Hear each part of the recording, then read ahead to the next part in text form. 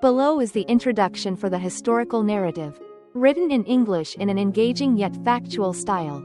This introduction sets the stage for the remarkable life and enduring legacy of Queen Elizabeth of Aragon, whose union with King Dinis the One would come to shape the destiny of Portugal.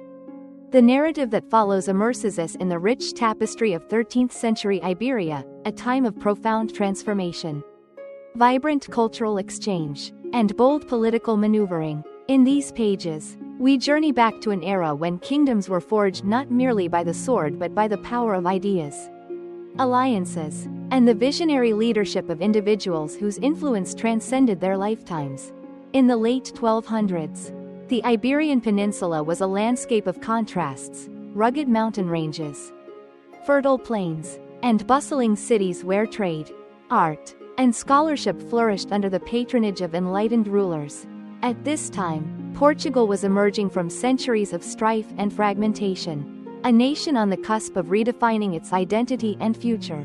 Against this backdrop, King Dinis I, affectionately known as the Farmer King, for his deep commitment to agricultural reform and economic stability, ruled with a pragmatic vision that blended tradition with progressive ideals. His court was a vibrant meeting place of minds and hearts, where strategies for the betterment of the kingdom were discussed over hearty feasts and lively debates. It was within this dynamic environment that Elizabeth of Aragon entered his life, bringing with her not only the grace and refinement of her noble heritage but also a spirit of determination and intellectual curiosity that would leave an indelible mark on the future of Portugal. Born into the illustrious lineage of Aragon, Elizabeth was raised amid the splendor and rigorous discipline of a court that prized both martial prowess and cultured refinement. The Kingdom of Aragon, with its storied past and strategic position in the Mediterranean, had long been a crucible for ideas and ambition. Elizabeth's early years were steeped in this duality, a blend of chivalric valor and scholarly pursuit, which prepared her for the monumental responsibilities that lay ahead. Her education was not confined solely to the traditional accomplishments expected of a princess, rather, it was an immersive training in statecraft, diplomacy, and the fine arts. This comprehensive grounding enabled her to navigate the intricate corridors of power with a keen intellect and a compassionate heart, qualities that would prove indispensable in the turbulent political climate of Iberia. When fate wove together the paths of Elizabeth and Dinis I, it was not merely the union of two individuals but the forging of a strategic alliance that held the promise of renewing and revitalizing a kingdom. Their marriage, arranged against the backdrop of carefully calculated political maneuvering, was emblematic of a broader trend in medieval Europe where matrimonial alliances served as instruments of peace and catalysts for progress. For King Dinis I, the marriage was a bold step toward consolidating power and bridging cultural divides. For Elizabeth, it was both an opportunity and a challenge, a call to channel her intellect and compassion into the service of a nation that yearned for renewal. Their union was celebrated not only for its political significance but also for the palpable synergy between two souls who would, over the years, come to embody the very best of what leadership and partnership could achieve. The early days of their marriage were a period of adaptation and transformation. As Elizabeth stepped into the role of queen consort, she encountered a court steeped in long-standing customs and local traditions that, at first, seemed both alien and fascinating. Yet it was precisely in this crucible of cultural diversity that she found her strength. With a mind open to learning and a heart ready to embrace change, she soon began to influence the inner workings of the Portuguese court. Her Aragonese background, rich with its own traditions of art, literature, and governance, infused the royal household with fresh perspectives. The Queen's presence heralded a new era in which ideas flowed more freely, and the barriers between the learned and the common began to dissolve. It was a time when conversations about governance, economic policy, and cultural patronage transcended the rigid confines of medieval hierarchy, opening up possibilities that had once seemed the domain of dreams alone. The reign of King Dinis I was marked by remarkable achievements that transformed Portugal into a beacon of prosperity and progress. Under his rule, the country experienced a renaissance of sorts, a period of agricultural reform, economic revitalization, and cultural flourishing. Central to these transformative policies was the unwavering support and influence of Queen Elizabeth, whose counsel and advocacy often proved to be as pivotal as the king's own initiatives. One cannot overstate the significance of her contributions during these formative years. At a time when the survival of a nation depended as much on the stability of its internal systems as on the strength of its international alliances, Elizabeth's ability to blend diplomatic tact with a genuine concern for the welfare of her people was nothing short of revolutionary. The Queen's passion for education and the pursuit of knowledge became one of her most enduring legacies. In an age when access to learning was reserved for a privileged few, she envisioned a future where education would serve as the foundation for a more enlightened society.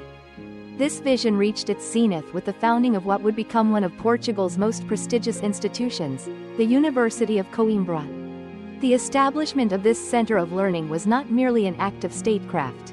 It was a declaration of faith in the transformative power of education. Here, scholars and students gathered to debate, innovate, and chart a course for the future, their endeavors echoing the timeless conviction that knowledge is the bedrock upon which a great civilization is built. Elizabeth's role in championing this cause ensured that her influence would extend far beyond the confines of her own lifetime, inspiring generations of thinkers, leaders, and innovators. Yet the Queen's contributions were not limited to matters of policy and education. Her personal charm and diplomatic acumen opened doors that had previously been sealed by suspicion and rivalry. In an era when political alliances were as fragile as they were necessary, Elizabeth deftly navigated the treacherous waters of international relations, forging bonds with neighboring kingdoms and distant lands alike. Her diplomatic missions, often shrouded in the delicate interplay of negotiation and persuasion, brought stability to a region frequently rocked by conflicts and shifting loyalties. Through her efforts, Portugal was not only able to secure its borders but also to project its influence far beyond its own shores. The treaties and alliances negotiated under her watch stand as testament to a time when the soft power of diplomacy could achieve what brute force could not. As the Kingdom of Portugal entered a period of relative peace and prosperity, the seeds sown by Queen Elizabeth began to bear fruit in myriad ways. Her nurturing of cultural exchange led to a blossoming of the arts, a renaissance that saw the emergence of poetry, music, and literature that resonated with both the common folk and the nobility. Public life was enriched by festivals, theatrical performances, and scholarly debates, all of which were imbued with the spirit of innovation and inclusivity championed by the Queen. This cultural revival was not simply a byproduct of economic stability, it was a deliberate, visionary project that sought to create a society where beauty, intellect, and compassion were valued above all. In many respects, Elizabeth's court became a microcosm of the ideal society, a place where dialogue and creativity flourished, and where every individual, regardless of birth or station, was given the opportunity to contribute to the common good. But even as the kingdom celebrated its newfound achievements, it was not immune to the challenges and adversities that defined medieval life. The political landscape was fraught with internal dissent and external threats, and the rulers of Portugal were constantly called upon to defend their hard-won gains. In these moments of crisis, the strength of leadership was measured not by the ability to impose order through force, but by the capacity to inspire unity and resilience. Elizabeth's steady hand in times of uncertainty became a beacon of hope for her people. Whether facing the onslaught of rival factions or navigating the treacherous waters of international diplomacy, she remained a pillar of fortitude and wisdom. Her interventions during these tumultuous periods were not marked by grandiose displays of power but by quiet acts of courage and diplomacy that underscored the importance of compassion and common sense in governance. As we reflect upon this era, a period marked by both extraordinary achievements and profound challenges, it becomes evident that the legacy of Queen Elizabeth of Aragon is one that transcends the mere accumulation of titles and honors. Her life was a tapestry woven from threads of determination, intellect, and empathy, each strand contributing to a legacy that would shape the destiny of Portugal for centuries to come. In the marriage of Elizabeth and King Dinis I, we see a powerful symbol of how the convergence of distinct cultures and ideas can create a synergy that propels a nation forward. Their partnership was not without its trials. Yet it was precisely through overcoming adversity that their shared vision for a better future was forged. This narrative, then, is not simply a chronicle of events or a recitation of dates and deeds. It is an invitation to journey back in time to a world where the stakes were immense and the potential for greatness lay in every decision. It is a story of love and loyalty, of intellect and inspiration, and of the quiet yet transformative power of visionary leadership. In recounting the life and influence of Queen Elizabeth of Aragon, we delve into the heart of a period when the fate of nations was determined by the interplay of personal virtue and collective ambition. A time when the legacy of one remarkable woman helped to steer the course of history. The path that led to the founding of the University of Coimbra. The vigorous reforms in agriculture that earned King Dinis his enduring nickname. And the flourishing of culture and diplomacy in a land once divided by strife are all intertwined with the indomitable spirit of Elizabeth. Her story is one of enduring relevance, a testament to the fact that the strength of a nation often rests not in the might of its armies or the wealth of its coffers, but in the visionary ideals that animate its leaders and inspire its people. As we embark on this narrative, we invite you to explore the myriad dimensions of a life that continues to resonate, a life marked by the courage to embrace change, the wisdom to cultivate knowledge, and the grace to lead with compassion. In this retelling of history, we see that the legacy of Queen Elizabeth of Aragon is not confined to the annals of medieval chronicles. Instead, it is a living testament to the transformative power of visionary governance and enlightened leadership. It is a story that bridges the gap between past and present, reminding us that the ideals of justice, education, and cultural exchange are timeless values that remain as vital today as they were in the hallowed halls of medieval courts. As you turn the pages of this narrative, you will come to understand how the personal virtues of a queen, nurtured in the crucible of Aragonese tradition, became the catalysts for Renaissance in Portugal, a Renaissance that set the stage for centuries of progress and prosperity. Thus begins our journey into the life and legacy of Queen Elizabeth of Aragon, a journey that weaves together the threads of history, culture, and human endeavor into a rich tapestry that speaks to the power of vision and the enduring impact of compassionate leadership. Through the lens of her life, we glimpse a world where the interplay of politics and personal destiny created a legacy that would forever change the face of a nation. It is a story that invites reflection, inspires admiration, and challenges us to consider how the seeds of the past continue to influence the future. In the coming chapters, we shall delve deeper into the events and decisions that defined her era, explore the challenges she faced and the triumphs she secured, and ultimately, understand how her influence extended beyond the borders of her time to touch the hearts and minds of generations yet to come. In the vibrant mosaic of Iberian history, the tale of Elizabeth of Aragon stands as a luminous example of how one individual, through perseverance, intellect, and an unwavering commitment to the common good, can help steer the destiny of an entire nation. Her life, set against the tumultuous yet hopeful backdrop of 13th century Europe, reminds us that history is not merely a chronicle of events but a tapestry of human experience, one in which the interplay of personal virtues and collective aspirations can create legacies that echo through the corridors of time. As we set forth on this exploration, we carry with us the understanding that the story of Queen Elizabeth is, at its core, a story about the power of vision and the enduring strength of the human spirit. Elizabeth's story begins in the gentle, sun-dappled landscapes of 13th century Aragon, a land of rugged hills, olive groves, and ancient castles that whispered secrets of a storied past. Born into nobility, she was cradled by the legacy of a powerful dynasty and nurtured in a court where art, chivalry, and intellect were prized above all. From her earliest days, the princess, destined to become a queen whose influence would one day extend far beyond her native realm, was steeped in an atmosphere of culture, duty, and quiet revolution. In the corridors of her family's ancestral palace, the rhythms of daily life intertwined with the distant echoes of battles fought and alliances forged. And young Elizabeth learned that the course of history was written not only in grand declarations but also in the subtle choices of the human heart. Her childhood was set against the backdrop of a kingdom undergoing constant transformation. The air was filled with the scent of blooming jasmine and the soft murmur of scholars discussing poetry and philosophy. Elizabeth's early years were spent in a world where every detail mattered, the meticulous care given to her education, the lively debates held in sunlit courtyards, and the graceful movements of dancers during festive celebrations.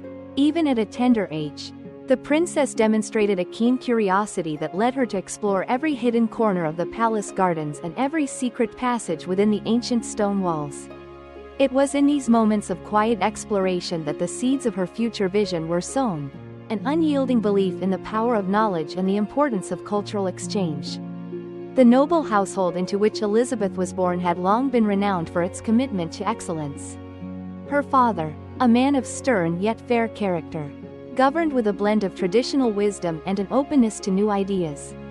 He believed that true leadership required not only military prowess but also the ability to understand and nurture the arts, sciences, and the human spirit. This philosophy resonated deeply within the family, and it was from him that Elizabeth inherited a sense of purpose and a desire to serve her people.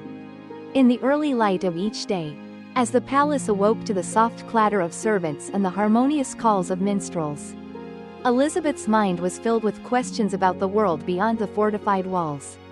She would sit by the window, watching the distant villages and the pastoral scenes that stretched to the horizon, dreaming of a future where the legacy of her family might bring about a renaissance of learning and compassion. In the bustling heart of the Aragonese court, Elizabeth's education was as diverse as it was rigorous.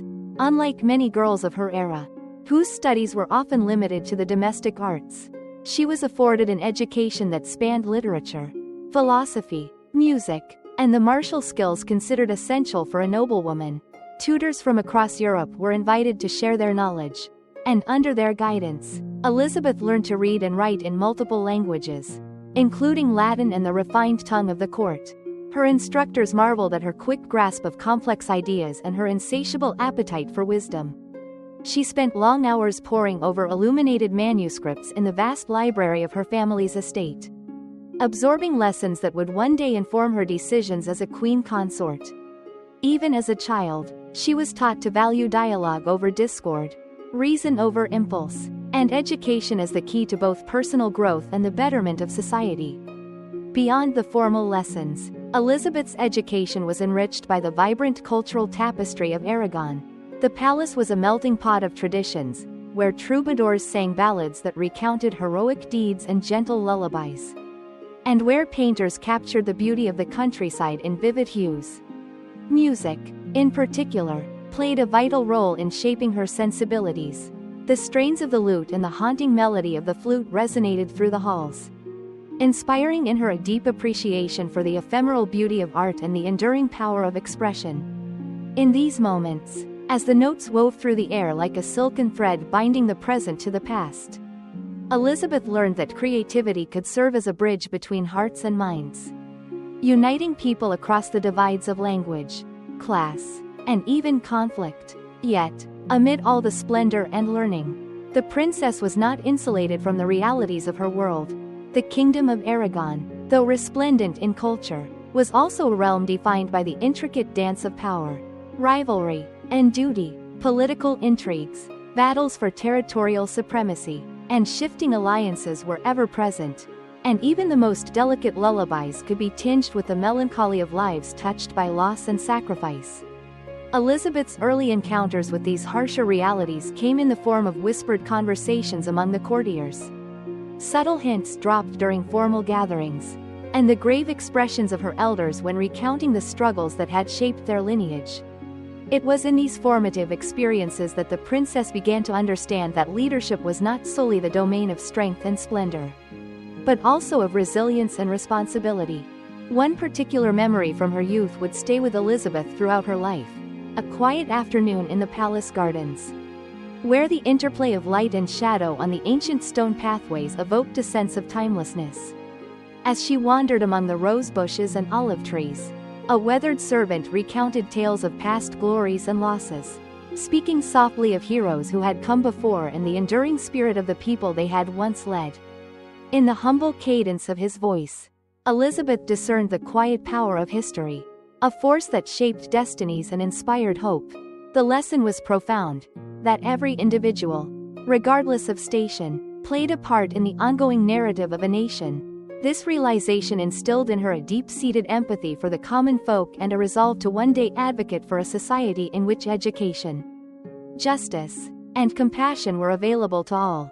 As the years passed and the seasons turned, the princess grew into a young woman of remarkable poise and intellect.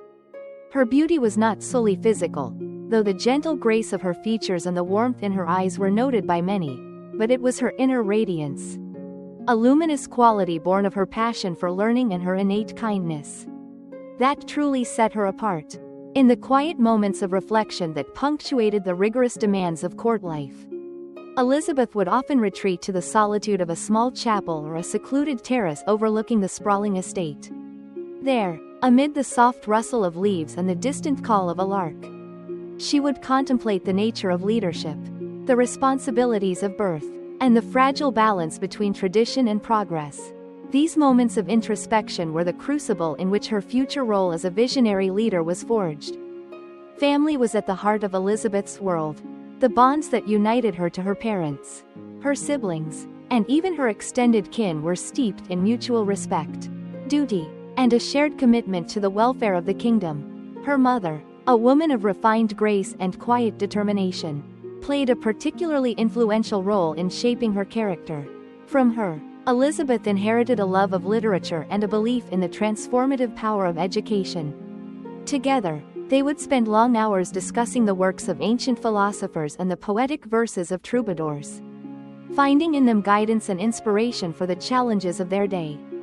Her siblings, too, were both companions and confidants, each contributing their own unique perspectives on the intricate tapestry of noble life. Their playful debates, shared secrets, and the occasional sibling rivalry were all part of the rich mosaic of experiences that molded Elizabeth's understanding of loyalty, justice, and the complexities of human relationships. The influence of her extended family extended beyond the immediate household. The noble families of Aragon, long intertwined by blood and politics, offered a network of mentors, allies, and sometimes rivals whose actions underscored the delicate interplay of power in medieval society. At lively banquets and solemn state occasions alike, Elizabeth observed the art of diplomacy firsthand, noting how words could be as potent as weapons and how the subtle art of persuasion often determined the fate of kingdoms. These early lessons in statecraft were not delivered through formal instruction alone. They were absorbed from the vibrant, living example of those around her. Even as a child, she could sense that the future of her homeland depended on the wisdom and foresight of its leaders, a truth that would one day propel her into the very heart of political life. The cultural milieu of Aragon was one of both reverence for tradition and a budding curiosity for innovation. In a time when the medieval world was often seen as rigid and unyielding, there emerged voices that called for renewal of learning and a broader understanding of the world. Elizabeth found herself captivated by these ideas, as the stirring debates among scholars and the quiet revolution in artistic expression revealed to her a realm of possibilities hitherto unimagined. In the flickering candlelight of the great hall, where poets recited verses that celebrated both love and valor, she learned that the human spirit was capable of transcending the limitations of circumstance. These experiences nurtured in her a belief that knowledge and culture were not the exclusive privileges of the elite but the birthright of all who sought to improve their lives. It was a lesson that would later inform her passionate advocacy for education in the arts, even as the currents of power ebbed and flowed around her. Yet, amid the beauty and intellectual ferment of her early life, there were moments of profound personal challenge. The responsibilities of nobility, though cloaked in the trappings of elegance and privilege, came with burdens that weighed heavily on the young princess. The expectation to embody the virtues of her lineage, courage, wisdom, and benevolence, was a mantle that she accepted with both humility and resolve. There were nights when the silence of her private chambers was broken only by the soft lament of the wind, carrying with it the unspoken fears of a future laden with duty and sacrifice. In those solitary hours, Elizabeth would often pore over letters of past generations, seeking solace in the steadfast determination of her ancestors. Their words, etched in faded ink on brittle parchment, served as a reminder that the path of leadership was paved with both triumph and trial. And that true greatness lay in the ability to rise above adversity with dignity and grace. In the midst of these reflections, the princess began to forge her own identity, one that was distinct from the conventional roles prescribed for women of her station.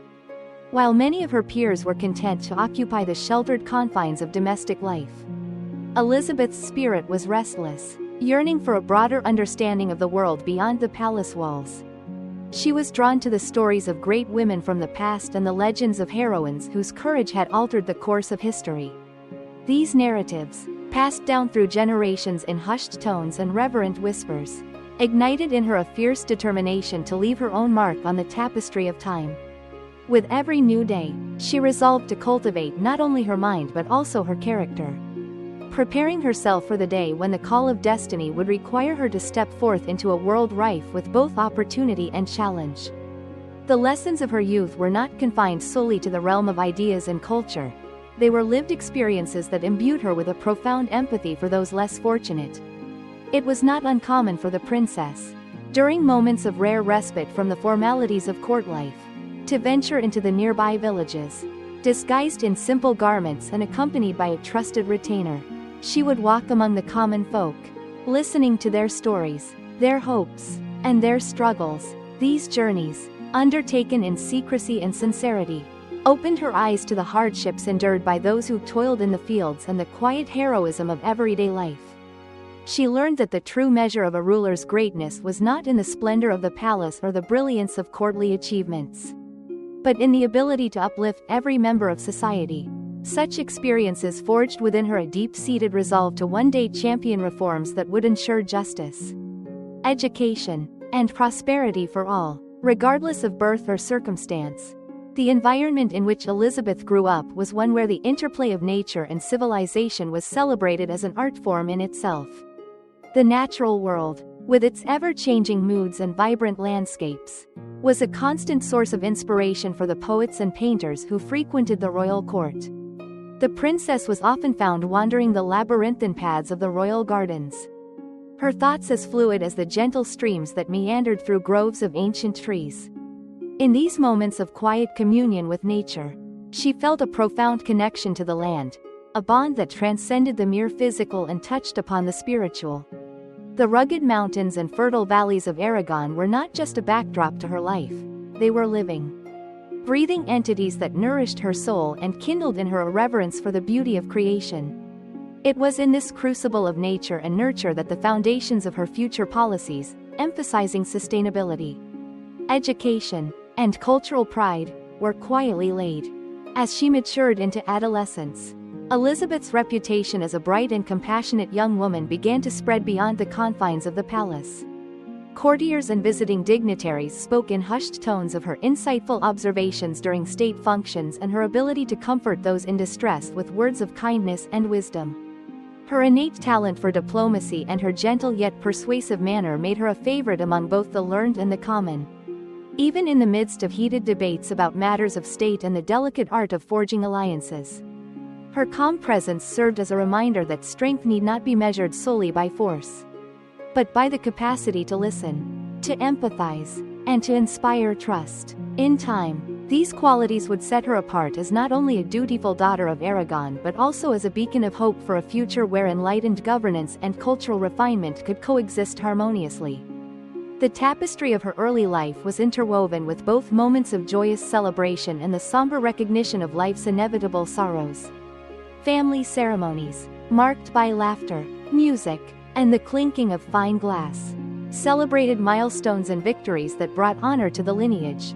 Yet, there were also occasions when the shadow of loss, be it through the passing of a beloved relative or the bitter lessons of a failed endeavor, left its mark on her tender heart. These experiences, though painful, taught Elizabeth the invaluable lesson that resilience is born not from the absence of grief, but from the capacity to transform sorrow into strength. In the quiet hours after dusk, when the corridors of the palace grew still and the whispers of the past seemed to echo more clearly, she would reflect on these lessons with a mature understanding that life's trials were the very crucible in which the spirit was tempered and refined. Throughout these formative years, the interplay between destiny and personal choice was a constant undercurrent in Elizabeth's life. The heavy mantle of noble expectation pressed upon her from every corner of her existence, every smile exchanged. Every word spoken in the hallowed halls of her home was imbued with the knowledge that she was being prepared for a future of significance. Yet, even as the forces of tradition and duty sought to shape her into the ideal embodiment of a princess, there remained within her a spark of individuality, a yearning to write her own chapter in the annals of history. This inner flame would, in time, guide her decisions and illuminate the path that would lead her to become a pivotal figure in the unfolding narrative of Iberian destiny. In the golden light of her early adulthood, as the lessons of youth coalesced into a clear vision of the future, Elizabeth began to see herself not just as a product of her noble birth but as a harbinger of change. The gentle discipline of her studies, the beauty of her surroundings, and the bittersweet memories of both triumph and loss had all converged to create a soul both resilient and compassionate. She envisioned a world where the power of learning and the strength of human kindness could dissolve the barriers of ignorance and injustice. Even as the political intrigues of the court continued unabated, and as the distant murmur of conflicts in neighboring lands served as a constant reminder of the precarious nature of peace, she nurtured an unwavering belief that a brighter, more inclusive future was not only possible but within reach. In those early years of self-discovery and quiet determination, the essence of Elizabeth of Aragon was forged, an essence that would later resonate in the halls of Portuguese royalty and beyond. The vibrant interplay of education, culture, and empathy, set against the rich historical backdrop of medieval Aragon, prepared her for the monumental tasks that lay ahead. Every lesson learned in the royal library, every conversation held in the bustling courtyards, and every moment of solitude spent in reflection contributed to the making of a woman who would eventually transcend the limitations imposed by her time. Her early life was a prelude to a legacy that would ripple across nations, influencing policies, forging alliances, and inspiring generations. Thus, in the quiet majesty of her formative years, Elizabeth emerged as a symbol of hope and intellectual brilliance, a young princess with the rare gift of seeing beyond the confines of her immediate surroundings and the courage to dream of a better, more enlightened world. Her early life in Aragon was not just a series of days and years marked by the routine of noble existence. It was an intricate tapestry woven with threads of passion, learning, and an unyielding commitment to the greater good. In this world of illuminated manuscripts, stirring music, and the eternal dance of light and shadow, the seeds of her future were sown, destined to bloom into a legacy that would one day shape the destiny of a nation. Even as the sun set on her childhood, casting long, contemplative shadows across the ancient stones of the palace, Elizabeth's heart beat with the promise of what was to come. The lessons of her early life, the gentle guidance of her mentors, the enduring love of her family, and the stark realities of a world on the brink of transformation, converged to create a foundation of wisdom and resilience.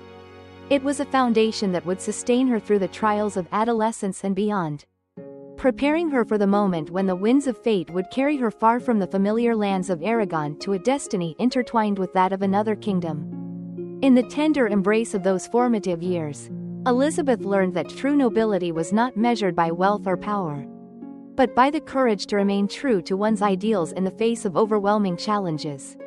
The gentle yet persistent call of justice, the quiet insistence on the value of education, and the unspoken promise of compassion for all became the guiding lights of her soul. These early experiences, as delicate as the petals of a wild rose and as enduring as the ancient oaks that dotted the royal gardens, would later serve as the bedrock upon which she built a legacy that transcended time and borders.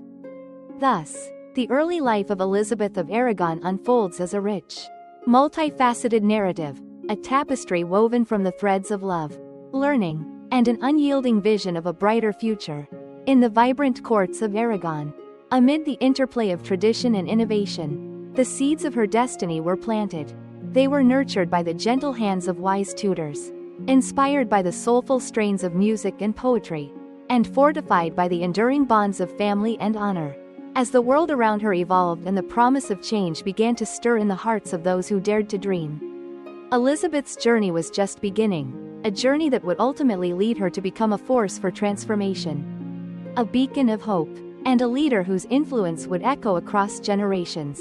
And so, in the quiet majesty of her early years, bathed in the soft glow of the Aragonese sun and the enduring light of wisdom, Elizabeth of Aragon took her first steps on a path that would one day lead her far beyond the familiar landscapes of her childhood. It was a path marked by the interplay of duty and desire, of tradition and innovation, and of a heart steadfast in its belief that the future could be remade through the power of knowledge, compassion, and a vision that dared to embrace the promise of a better world. The early life of this remarkable princess was not merely a prelude to a future of grandeur. It was a testament to the timeless truth that every great journey begins with the quiet, determined steps of a single soul intent on leaving its mark upon the world. In this crucible of experience, where the gentle murmur of ancient songs, the whispered wisdom of generations past, and the stirring hope for what lay ahead coalesced into a single, radiant vision, Elizabeth's early years set the stage for a life that would one day transform the destiny of nations. With every lesson learned, every hardship endured, and every moment of joy shared in the company of family and friends, she gathered the strength and insight that would later define her legacy as a leader, a visionary, and a compassionate advocate for the power of education and cultural unity. Thus, as the golden light of her childhood slowly gave way to the dawn of a new era, the spirit of Elizabeth of Aragon emerged, a spirit that would carry forward the ideals of justice, wisdom, and boundless hope into the unfolding chapters of history. Her early life, rich with the interplay of beauty and struggle, served as both a mirror of the past and a beacon for the future, a future in which the legacy of one extraordinary woman would come to light the path for generations to come. And so, in the gentle embrace of Aragon's storied landscapes and amidst the echoes of timeless wisdom, the early years of Elizabeth of Aragon were written, a narrative of quiet courage, enduring learning, and a deep-seated belief that the future could always be remade by those who dared to dream. In these tender moments of discovery and growth, the promise of her destiny was forged, setting in motion a series of events that would ultimately lead her to become one of history's most influential figures, a queen whose early light would kindle the flames of progress and leave an indelible mark upon the tapestry of European history. As the winds carried whispers of change across the rolling hills of Aragon and the distant call of new horizons stirred the hearts of all who believed in the transformative power of knowledge and compassion, young Elizabeth embraced the fullness of her destiny with a quiet resolve.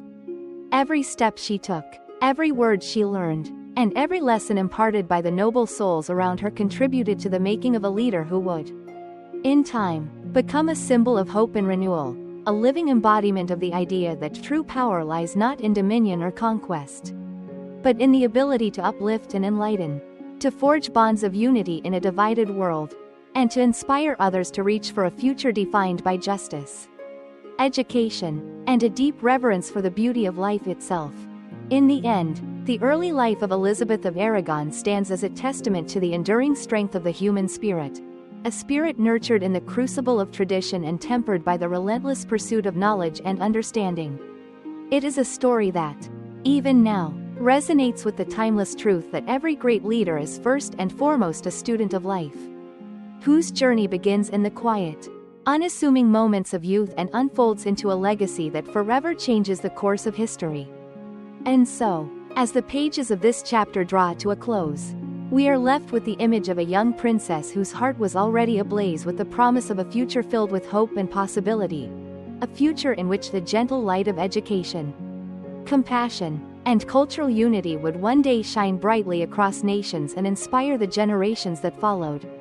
In the soft glow of her early years, Elizabeth of Aragon found not only the strength to meet the challenges of her time but also the inspiration to imagine a world transformed by the very ideals she cherished so deeply.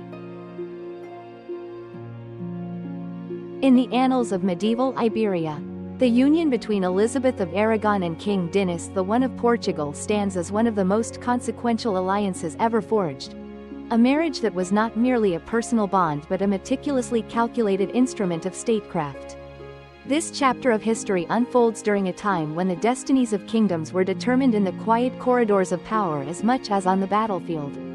against a backdrop of shifting alliances, economic imperatives, and the rich tapestry of cultural exchange. The union between a princess of Aragon and a visionary Portuguese monarch laid the cornerstone for an era of reform, prosperity, and enlightenment. The seeds of this royal alliance were sown long before the wedding bells rang. In both the courts of Aragon and Portugal, advisors and nobles recognized that the marriage could serve as a bridge, uniting two realms that, though distinct in their traditions and ambitions, shared common goals of stability, economic revitalization, and cultural renaissance. For King Dinis I, whose reign had already been marked by pragmatic reforms and an intimate connection with the land he ruled, the prospect of solidifying an alliance with a kingdom as illustrious as Aragon was as appealing as it was necessary. His advisors counseled that a matrimonial alliance with Aragon would not only secure Portugal's position in the volatile political landscape of Iberia but also bring in fresh perspectives, artistic influences, and diplomatic leverage that would be indispensable in an age of uncertainty. Elizabeth of Aragon, destined for greatness from her earliest days, was well aware that her future lay not merely in the quietude of a noble's life but in the active, often challenging realm of politics and diplomacy. Her education and upbringing in the royal courts of Aragon had instilled in her a deep respect for duty and an unquenchable curiosity about the workings of power. Thus, when the negotiations for her marriage to King Dinis I commenced, she met the prospect with a mixture of resolve and a keen understanding of the responsibilities that would soon be hers. In the hushed, reverent tones of diplomatic discussions held in shadowed chambers, the representatives of both courts deliberated on the finer points of the union, discussions that spanned questions of dowry, territorial concessions, and mutual obligations. The political calculus was as intricate as a masterful tapestry, weaving together threads of ambition, prudence, and the promise of a new beginning. The marriage negotiations were not without their challenges. As was customary in the courts of medieval Europe, every alliance was scrutinized for its potential to either enhance or disrupt the existing balance of power. In Aragon, Elizabeth's family, long accustomed to a proud heritage and a storied history of military and cultural accomplishments, insisted that the union be recognized not simply as a means to secure political advantage but also as a celebration of shared values. They sought assurances that Elizabeth would be treated with the respect and autonomy befitting her station, an expectation that resonated with the progressive spirit that had been nurtured within her from childhood. On the other side, King Dinis I, known for his love of the land and his visionary reforms in agriculture and education, was equally determined to ensure that the marriage would forge not just a political alliance but also a cultural and intellectual partnership that could propel his kingdom to new heights. In the months that followed these high-stakes negotiations, elaborate preparations began to take shape. The Portuguese court, already vibrant with the hum of reform and renewal, now buzzed with the excitement of hosting an event that would forever alter the trajectory of its history. Royal architects and artisans labored to transform the palace and its surrounding environs into a setting befitting the celebration of a union that was as much about diplomacy as it was about love and respect. Grand halls were adorned with richly woven tapestries, each depicting scenes from the heroic sagas of old, and the corridors echoed with the strains of carefully rehearsed music that spoke of both solemnity and festivity. The scent of frankincense and myrrh mingled with the earthy aroma of freshly tilled fields, a symbolic reminder of King Dinis I's deep-rooted connection to the land he cherished. On the day of the wedding, the air itself seemed to hum with anticipation. Courtiers, nobles, and dignitaries from across the peninsula converged on the capital, their hearts buoyed by the promise of a new chapter in their nation's history. The procession began at dawn, with a cavalcade of richly dressed horsemen, their banners fluttering against the early light, setting off on a journey that was both ceremonial and deeply symbolic. As the procession wound its way through the cobbled streets, onlookers lined the thoroughfares, their eyes reflecting the hope of a people yearning for stability and prosperity. Every detail of the ceremony had been planned with precision, each element carefully chosen to underscore the significance of the alliance, from the intricate embroidery on Elizabeth's ceremonial gown, which bore motifs of olive branches and wheat, symbols of peace and abundance, to the regal carriage in which King Dinis I awaited his bride. Resplendent in armor and adorned with the insignia of his kingdom. The wedding ceremony itself was held in a grand cathedral, a structure that stood as a testament to the ingenuity and faith of its people. The vaulted ceilings, painted with scenes from the lives of saints and martyrs, lent an air of sanctity to the proceedings. As Elizabeth entered the cathedral, her presence was met with reverent silence, a moment when history and destiny seemed to converge.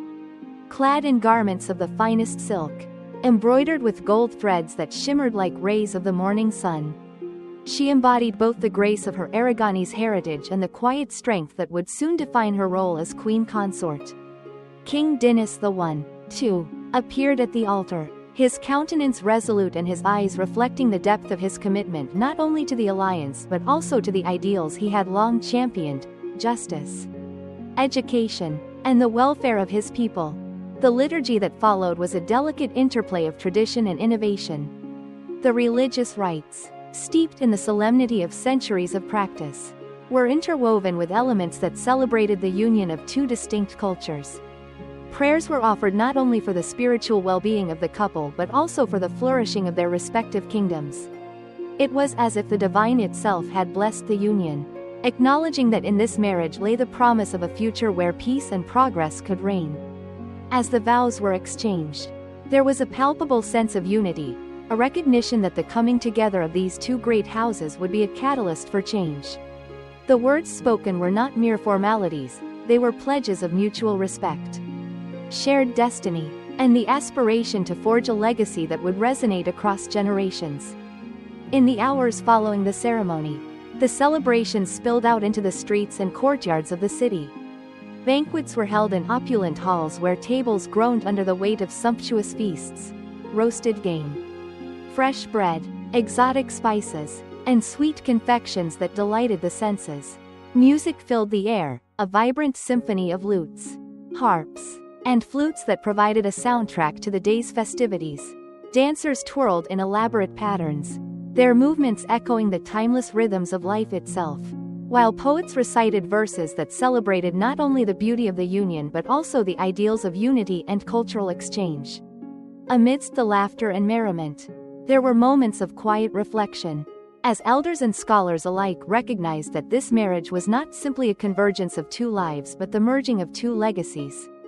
The public, witnessing the celebration of such a momentous occasion, found in it the seeds of hope, a belief that the future could indeed be shaped by the collective will of those who dared to dream. Yet even as the revelry continued, behind the scenes there was a flurry of activity as officials and courtiers set about the work of integrating the two royal households. In private councils and hushed meetings, plans were drawn to harmonize the administrative and judicial practices of the two realms. King Dinis I, ever the pragmatic ruler, saw in the marriage an opportunity to streamline reforms and fortify his kingdom against the uncertainties of the wider European stage. His vision extended beyond the mere ceremonial. He was determined to create an environment where the exchange of ideas and the mutual support of his allies would be the bedrock of national prosperity. In this spirit, he initiated discussions on matters ranging from agricultural reform to the codification of laws, endeavors that would eventually earn him the enduring epithet, the Farmer King. For Elizabeth, the marriage signified both a new beginning and a profound responsibility. Though she had been raised amidst the splendor of the Aragonese court, she now found herself stepping into a role that demanded not only grace and dignity but also an acute political sensibility. In the quiet moments following the ceremony, when the cacophony of celebration receded into soft murmurs, she would retire to her private chambers and reflect on the immense task before her. She understood that her presence at King Dinis I's side was not merely for ceremonial effect. It was an invitation to actively participate in the governance of a kingdom that was on the brink of transformation. With a resolve that belied her youth, she began to study the intricacies of Portuguese law, the customs of its people, and the delicate balances of power that sustained the nation. It was in these moments of solitude that she forged her inner strength, preparing herself to become not only a queen consort but a trusted advisor whose counsel would shape the future of Portugal. The symbolic gestures at the wedding were manifold. Among the most striking was the exchange of tokens between the bride and groom, a pair of intricately crafted medallions, each bearing the emblem of their respective homelands. Elizabeth's medallion featured the heraldic symbol of Aragon, a golden cross against a field of crimson, while King Dinis I's displayed the olive branch and plowshare, symbols of peace and prosperity that had come to define his reign. This exchange, though seemingly simple, was imbued with profound meaning. It was a pledge of mutual respect and a commitment to a shared destiny, a destiny in which the union of two distinct yet complementary visions would serve as a beacon of progress for all of Portugal. The medallions, later enshrined in the royal treasury, came to be seen as a tangible reminder of the power of unity and the transformative potential of diplomacy. As the days turned to weeks following the wedding, the effects of the alliance began to ripple outward, touching every facet of Portuguese society. In the royal court, the influence of Elizabeth's Aragonese heritage became increasingly evident. She introduced new customs, refined the standards of courtly etiquette, and encouraged the patronage of arts and literature, a move that resonated deeply with the intellectual elite of the kingdom. Poets and scholars, inspired by the fresh influx of ideas from across the border, began to explore themes of unity, justice, and the beauty of cultural exchange in their works. The court, once marked by rigid formality, gradually transformed into a vibrant forum for debate and innovation, a space where the seeds of a renaissance were quietly germinating. King Dinis I, for his part, found in his new queen a partner whose vision complemented his own. Their early conversations, held in the privacy of candlelit study rooms and quiet alcoves of the palace, revealed a meeting of minds that transcended the traditional constraints of an arranged marriage. Together, they discussed strategies for reforming the agricultural practices that had long defined the Portuguese economy. Dinis, whose love for the land was legendary, had already implemented measures to improve irrigation and cultivate new crops. Elizabeth, with her keen intellect and broad perspective, encouraged him to look even further, toward innovations that might modernize the nation's approach to trade, education, and governance. In these exchanges, there emerged a subtle but unmistakable synergy, a sense that the union was not just a political necessity but a genuine partnership, one that would eventually redefine the future of a nation.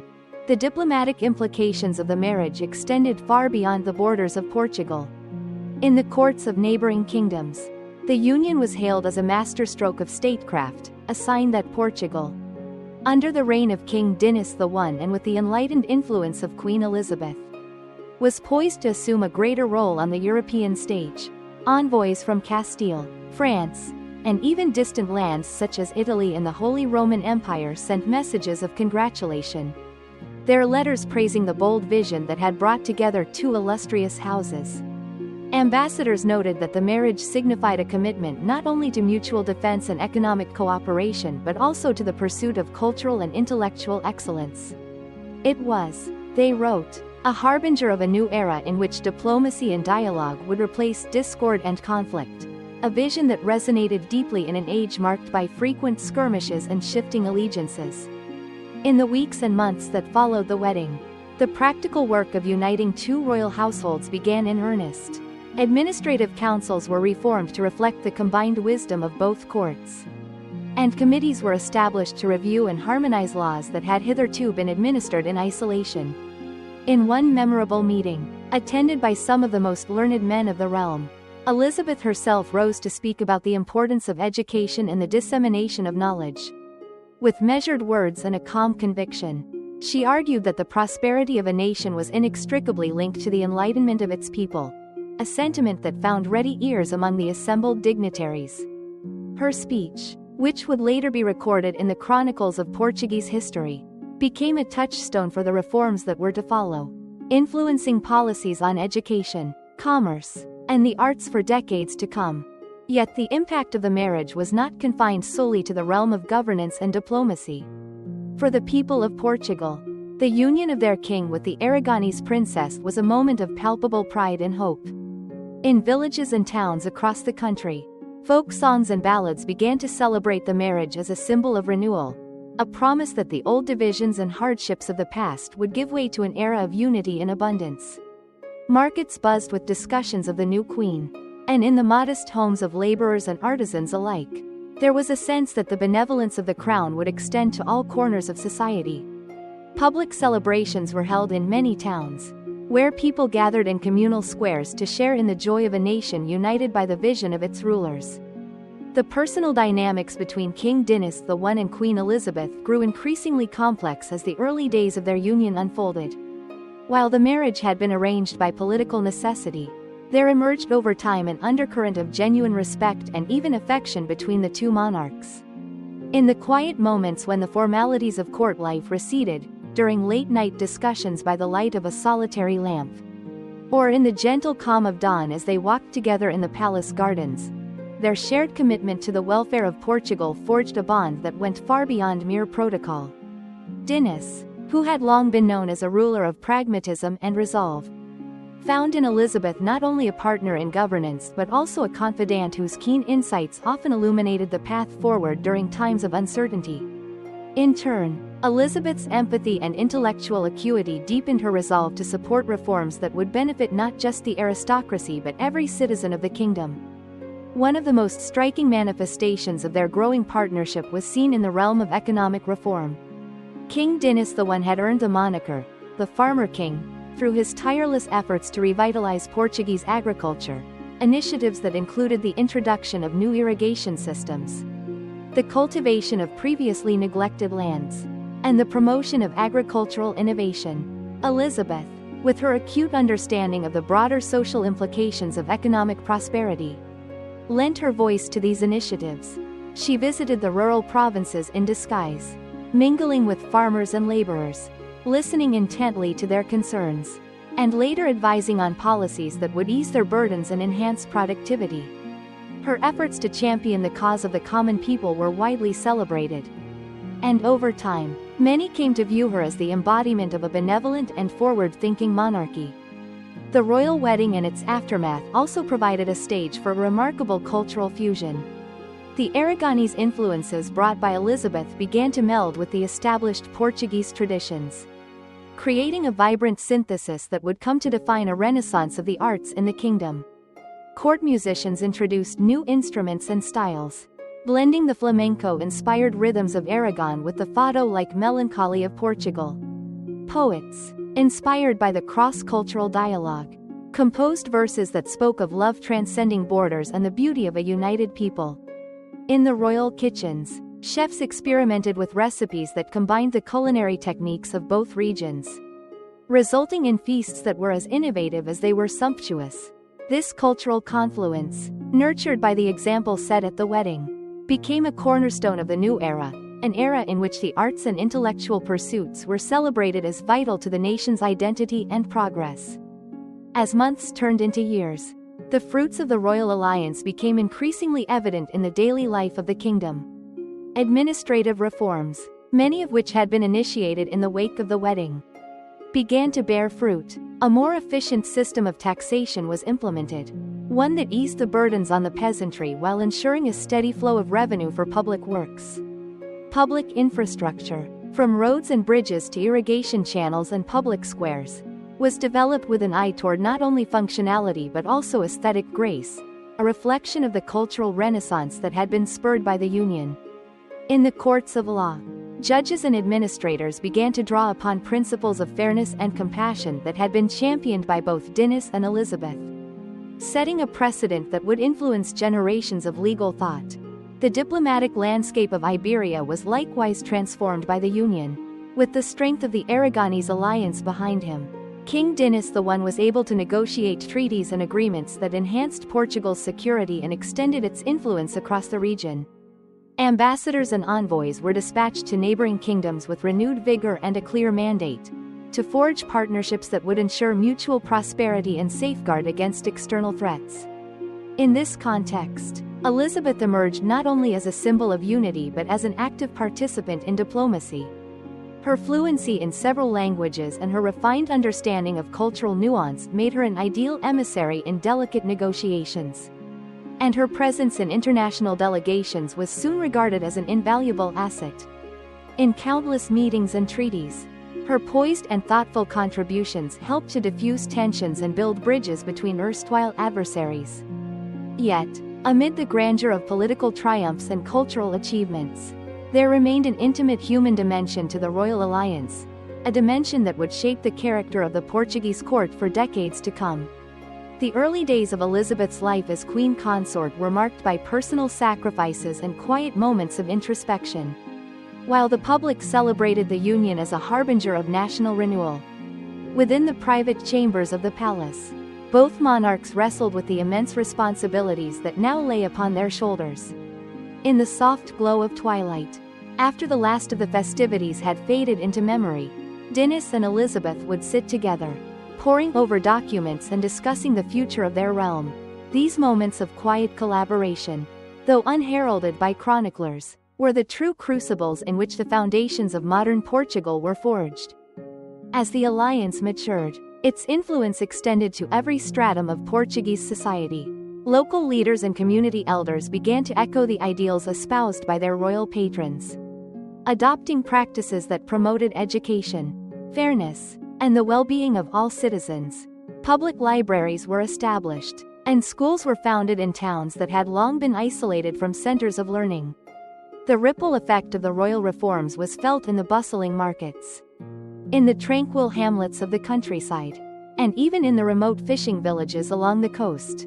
In every corner of the kingdom, there was a sense that the union of King Dinis I and Queen Elizabeth had heralded a new dawn, a dawn in which the promise of progress was matched by a genuine commitment to the welfare of the people. Even as the initial exuberance of the wedding celebrations gave way to the sober work of governance, the symbolism of the alliance endured.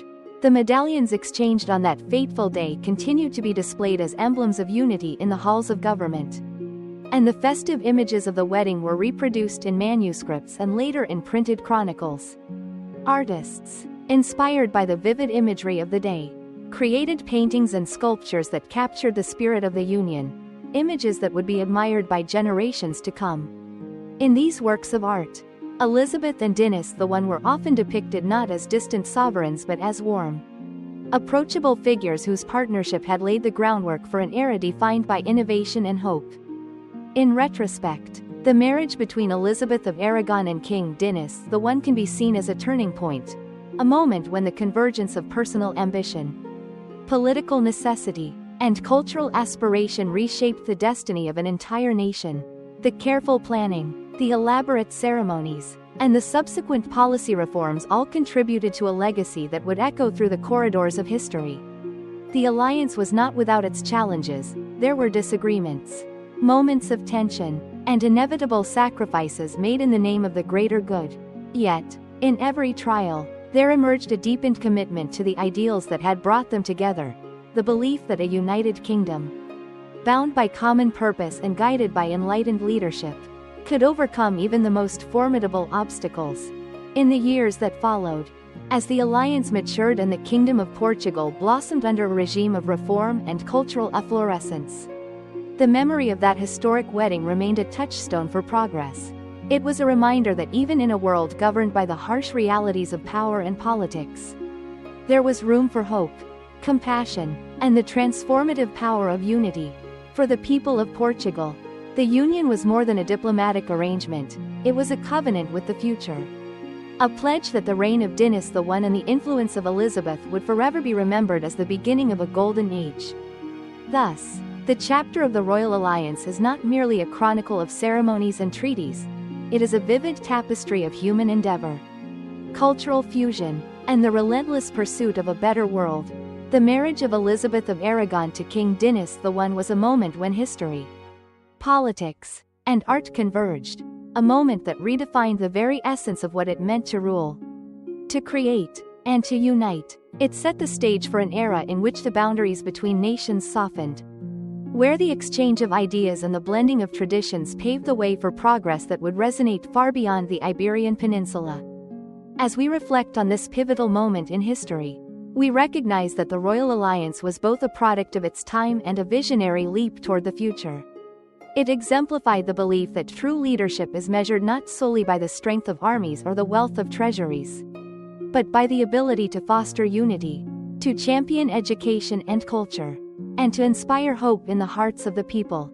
In the union of Elizabeth and Dinis I, We witness the transformative power of diplomacy and the enduring legacy of a partnership that would come to shape the destiny of Portugal and leave an indelible mark upon the pages of European history.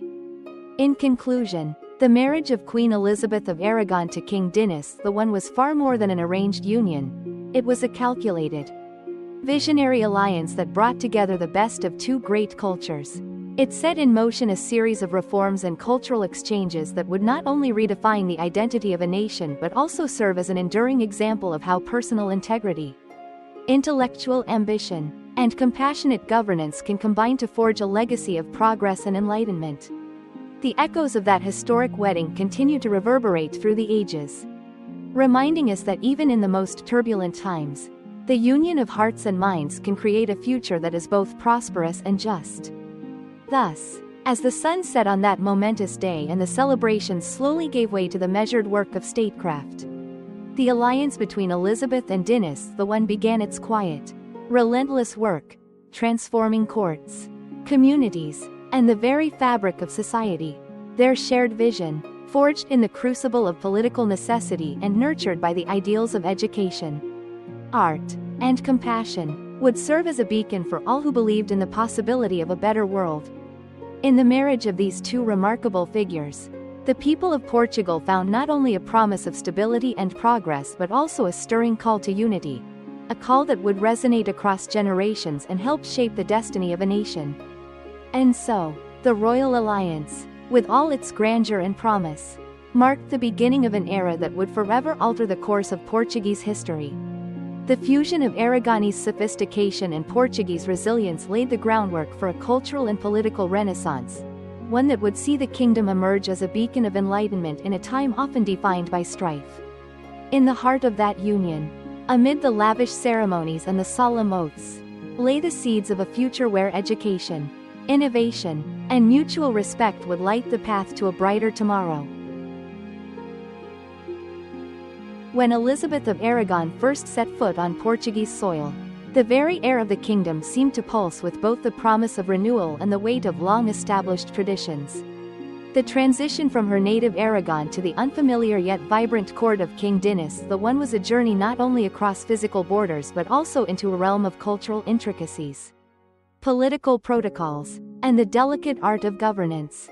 In those early days as queen consort, Elizabeth was faced with the monumental task of reconciling her own refined upbringing with the practical realities of a Portuguese court steeped in customs both venerable and, at times, unyielding. Her integration into this complex world would require not merely an adjustment of habits but an active reshaping of perceptions, a redefinition of what it meant to be both a foreign princess and an integral part of the national destiny.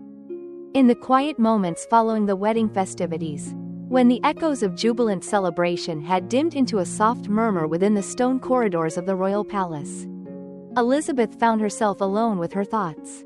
The opulent halls, adorned with rich tapestries depicting legendary battles and ancient mythologies, were at once breathtaking and intimidating. Every corner of the court whispered stories of the past, and every polished surface reflected a history that was as formidable as it was inspiring. It was here, amidst the blend of shadow and light cast by towering stained glass windows and flickering candlelight, that Elizabeth began her slow but resolute journey into the heart of Portuguese statecraft. Her first steps were tentative, raised in the cultured splendor of Aragon, where literature, art, and the refined protocols of court life were woven into the fabric of daily existence. Elizabeth had grown accustomed to an environment in which dialogue flowed as gracefully as music and where every gesture was a carefully choreographed act of diplomacy. The Portuguese court, though equally proud of its traditions, possessed its own unique cadence, a rhythm defined by the pragmatism of King Dinis I, whose moniker, the Farmer King, was not only a testament to his love of the land but also to his unyielding commitment to practical reforms. Here, in this new environment, Elizabeth would soon learn that the art of governance required an even deeper sensitivity, a willingness to listen to the unspoken needs of the people, to blend elegance with practicality, and to forge alliances through both subtle counsel and bold initiative. At first, the language of the court presented one of her more immediate challenges. While Elizabeth was well versed in the refined literary forms of Aragonese nobility, The vernacular and idiomatic expressions of Portuguese life had their own distinctive cadence. Determined not to be perceived as aloof or disconnected, she immersed herself in the study of Portuguese customs and language, with the patient guidance of royal tutors and the informal help of trusted courtiers. She learned to express herself in a manner that resonated with her new subjects.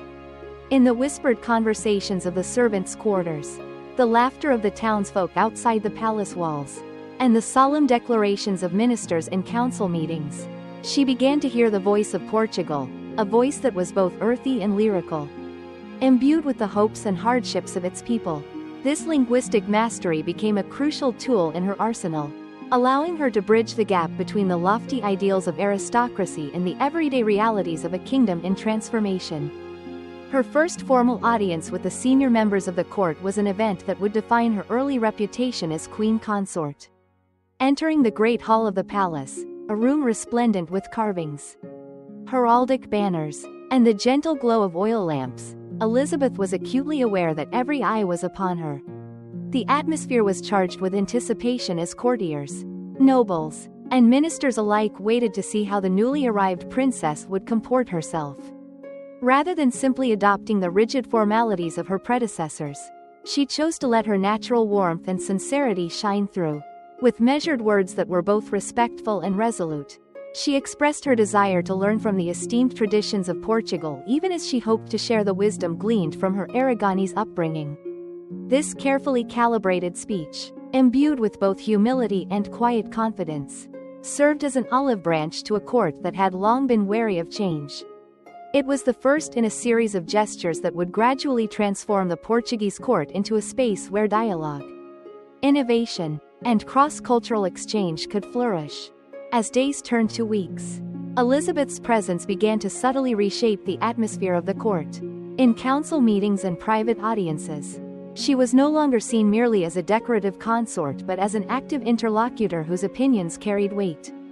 Her insightful observations on matters ranging from fiscal policy to agricultural reform, drawn from her own experiences and scholarly pursuits, struck a chord with advisors and ministers. In one memorable meeting, held in a richly paneled chamber lined with portraits of past monarchs, she gently but firmly suggested modifications to a tax policy that had been criticized for placing undue burdens on the peasantry. Her argument was not couched in rhetoric alone but supported by careful analysis and a deep empathy for the common folk.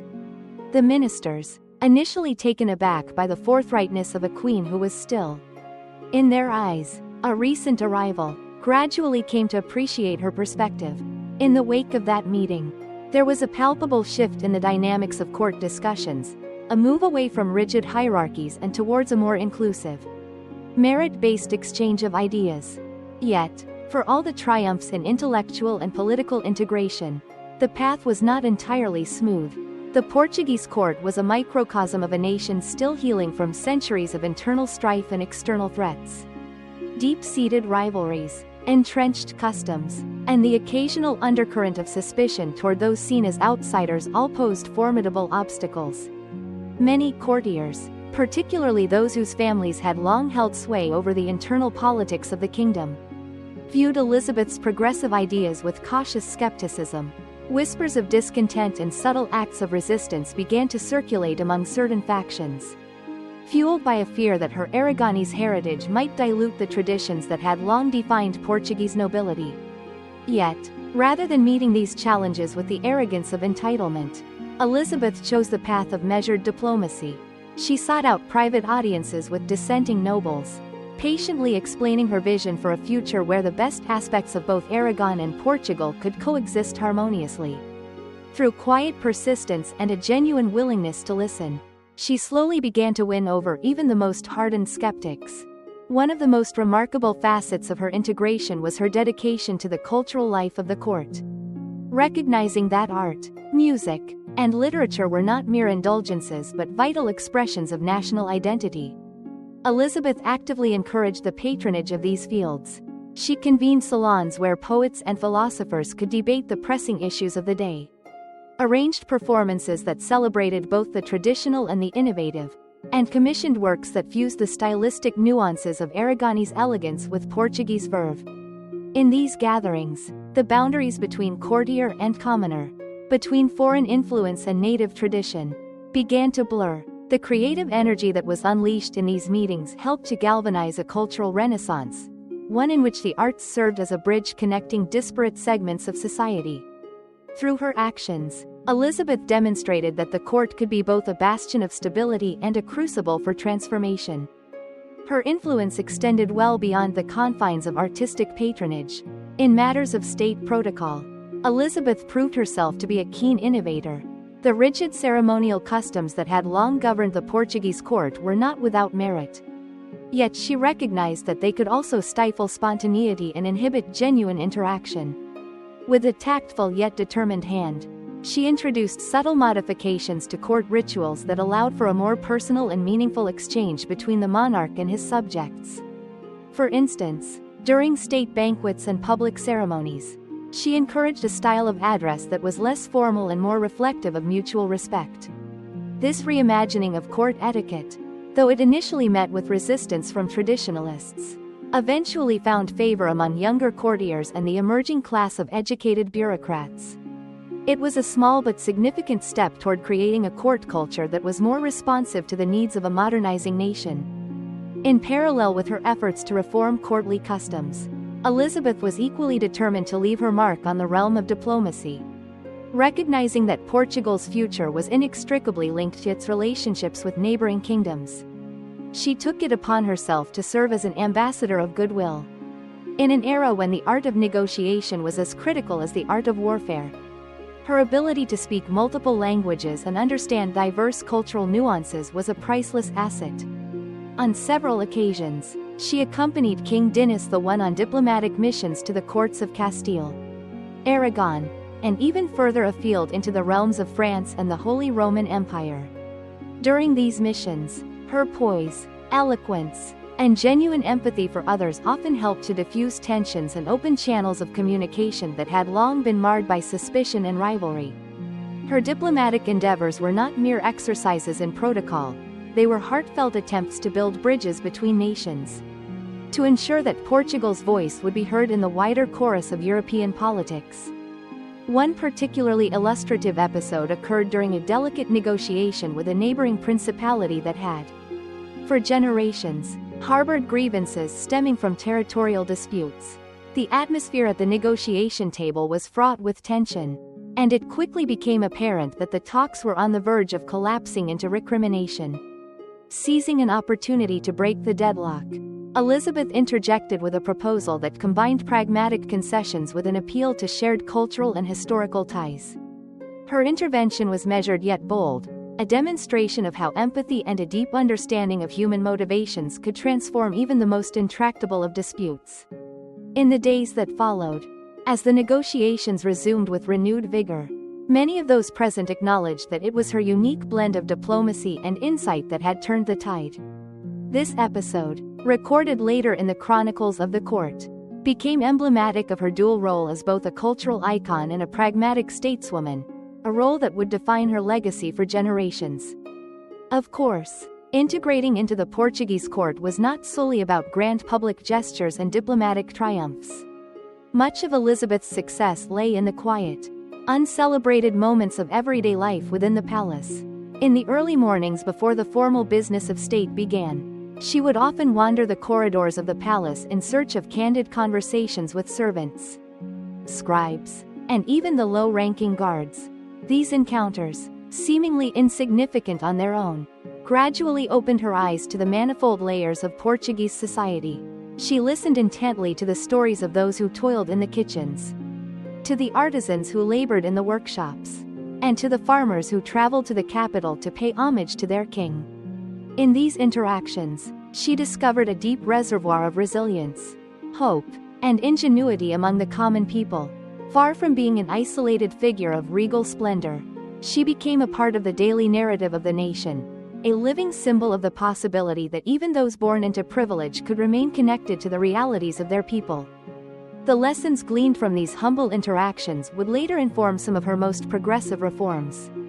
Deeply moved by the plight of the rural poor and the struggles of small-scale artisans, Elizabeth became a staunch advocate for policies that aimed to uplift the underprivileged.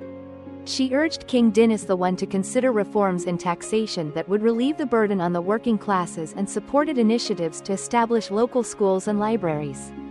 Her vision was not confined to the immediate benefits of economic relief but extended to a broader, more enduring goal: the creation of a society in which education, justice, and opportunity were accessible to all. Over time, these efforts helped to lay the groundwork for what would eventually become a vibrant civil society, a society in which the voice of every citizen, no matter how humble, could contribute to the common good. Yet, amid the hustle and bustle of court life and the relentless pace of state affairs, Elizabeth also found moments for introspection. In the quiet twilight hours, when the demands of the day receded into a soft, reflective silence, she would retire to a secluded terrace overlooking the sprawling palace gardens. There, amid the gentle rustling of olive trees and the distant call of nightingales, she allowed herself the rare luxury of solitude. These moments of contemplation were not marked by grandiose declarations but by a quiet, persistent resolve, a commitment to the ideals of justice, learning, and compassion that had guided her since childhood. In these solitary hours, she pondered the delicate balance between tradition and innovation, between the weight of duty and the desire for personal fulfillment. It was during these times that she reaffirmed her belief that true leadership was not about the accumulation of power but about the capacity to inspire others through integrity, empathy, and a relentless pursuit of progress. The evolution of Elizabeth's role within the court was a gradual process, marked by small victories and occasional setbacks. Her early attempts to introduce new customs and ideas were met with a mix of admiration, skepticism, and even outright resistance from some quarters. Yet, through perseverance and a genuine willingness to adapt, she gradually won the respect and trust of those around her. Her ability to listen to the grievances of a discontented noble, to the hopes of a commoner, or to the cautious optimism of a hesitant minister, became the cornerstone of her influence. In private audiences with King Dinis I, she would often share insights gathered from her travels within the palace and beyond, suggesting ways to harmonize the long-held traditions of the realm with the demands of an evolving society. It was a delicate balancing act, one that required both the courage to challenge convention and the humility to honor the past. One of the more poignant episodes of her integration occurred during a winter feast held in the grand dining hall of the palace. The long, cold months had cast a pall over many of the country's remote regions, and there was a palpable sense of hardship among the people, determined to lift the spirits of both the court and the common folk. Elizabeth took it upon herself to organize a series of charitable initiatives. At the feast, amid the laughter of children and the gentle murmur of heartfelt toasts, she announced plans to establish a network of community centers that would provide shelter, education, and medical care to those most in need. Her speech, delivered with a warmth and sincerity that touched even the most cynical hearts, was met with enthusiastic applause. In that moment, the divide between royalty and the people seemed to narrow, replaced by a shared commitment to the welfare of the nation. The winter feast became more than just a celebration. It was a vivid demonstration of how the Queen Consort's personal empathy could translate into concrete policies that would, over time, transform the very fabric of society. As the months melted into years, Elizabeth's influence at court solidified into something akin to a quiet revolution. She was no longer seen merely as a guest from a distant land but as an essential architect of the kingdom's future. Her counsel became sought after in matters ranging from the administration of justice to the organization of public festivals. In one notable instance, a dispute over land rights in a border province had threatened to escalate into open conflict. Recognizing the potential for widespread unrest, Elizabeth convened a discreet gathering of local leaders, scholars, and legal experts in a modest chamber far from the public eye. With patience and a gentle but firm voice, she navigated the complexities of the dispute, urging the parties to consider compromise and mutual benefit over rigid claims and entrenched positions. Her mediation not only averted a crisis but also set a precedent for a more conciliatory, dialogue-based approach to governance, a legacy that would be remembered in the annals of Portuguese history. In the midst of these political and cultural achievements, Elizabeth never lost sight of the personal challenges that came with her role. The life of a queen consort was one of ceaseless demands, a continuous balancing act between public duty and private longing.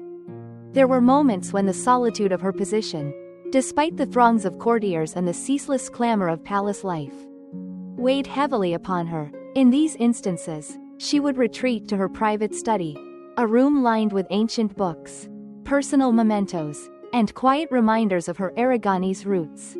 There, amid the faded ink of old manuscripts and the soft glow of a solitary lamp, she allowed herself the vulnerability of introspection. It was in these rare, unguarded moments that she confronted the profound loneliness of leadership, a loneliness born not of isolation but of the heavy burden of responsibility. And yet, even in those moments of quiet despair, she found solace in the conviction that her struggles were paving the way for a more just and compassionate future.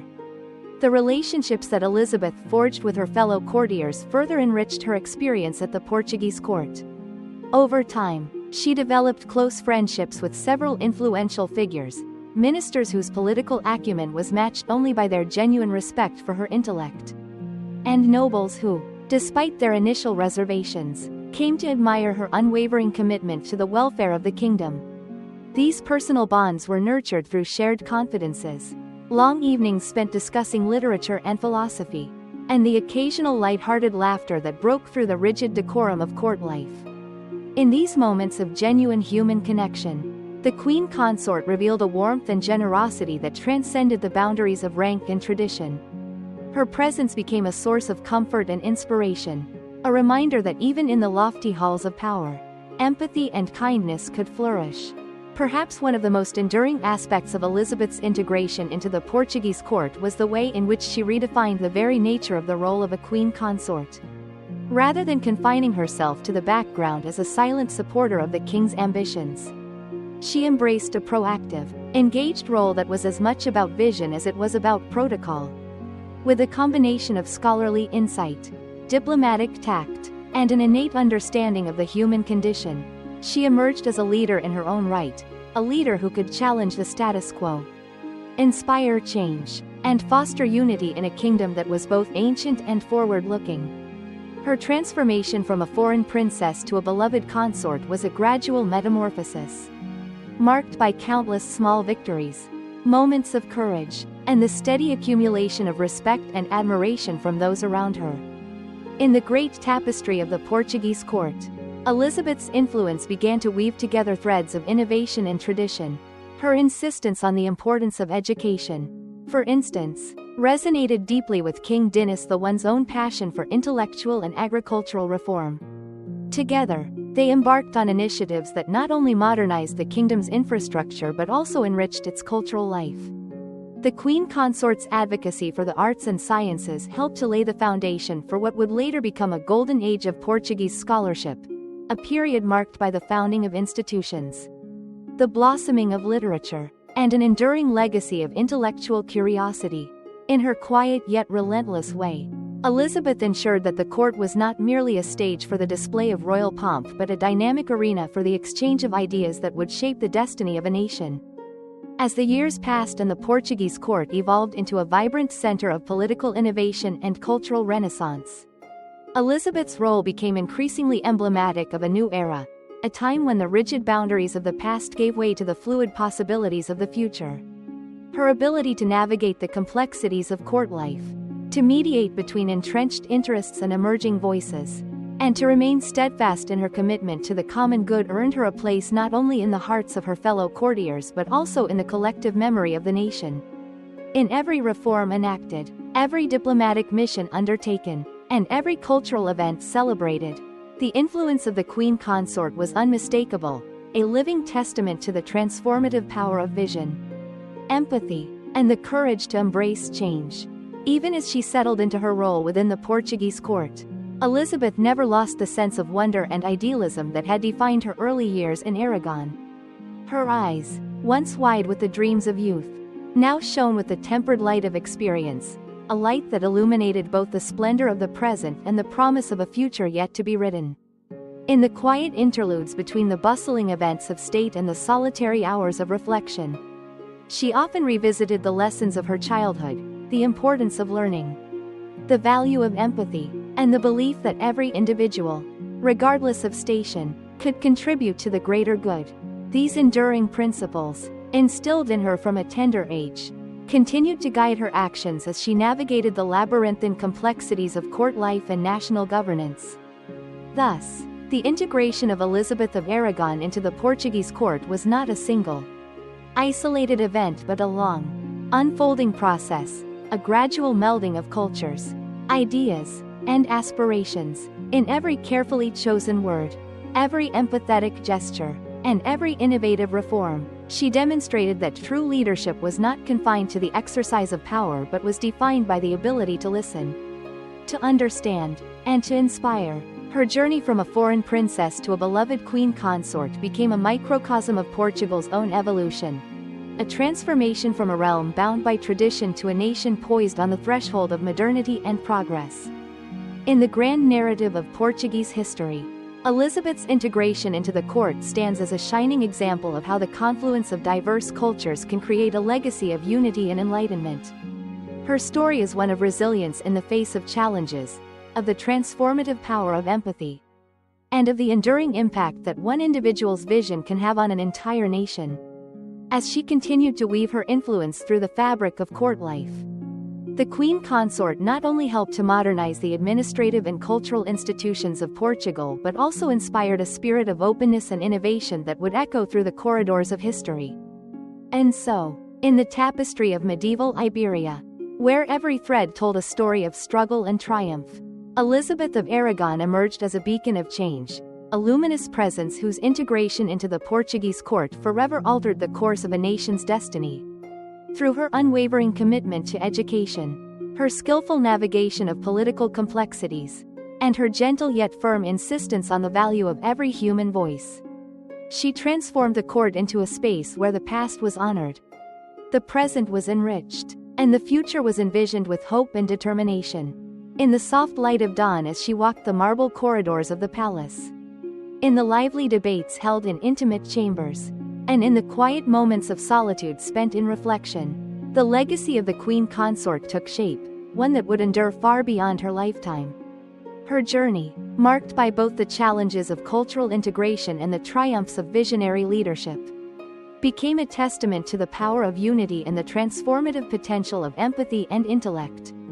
As the Portuguese court evolved into a vibrant hub of political, cultural, and social innovation, the influence of Elizabeth of Aragon remained a constant, gentle reminder that progress was achieved not through force alone but through the harmonious blending of tradition with the audacity to dream of a better tomorrow.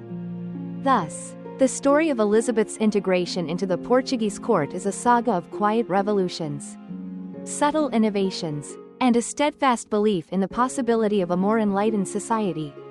It is a story that continues to resonate in the annals of history, a narrative of how one woman's courage to embrace the unfamiliar, to learn from the many voices around her, and to gently guide a nation toward renewal left an indelible mark on the very soul of Portugal.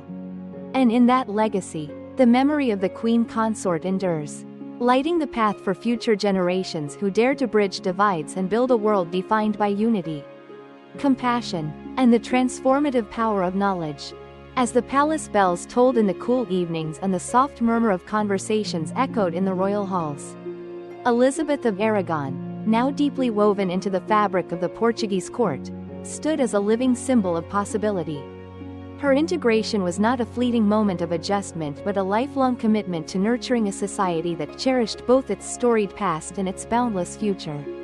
With every reform she championed, every diplomatic gesture she offered, and every tender word she spoke to those who toiled in obscurity, she etched a legacy that would continue to inspire and guide the destiny of Portugal.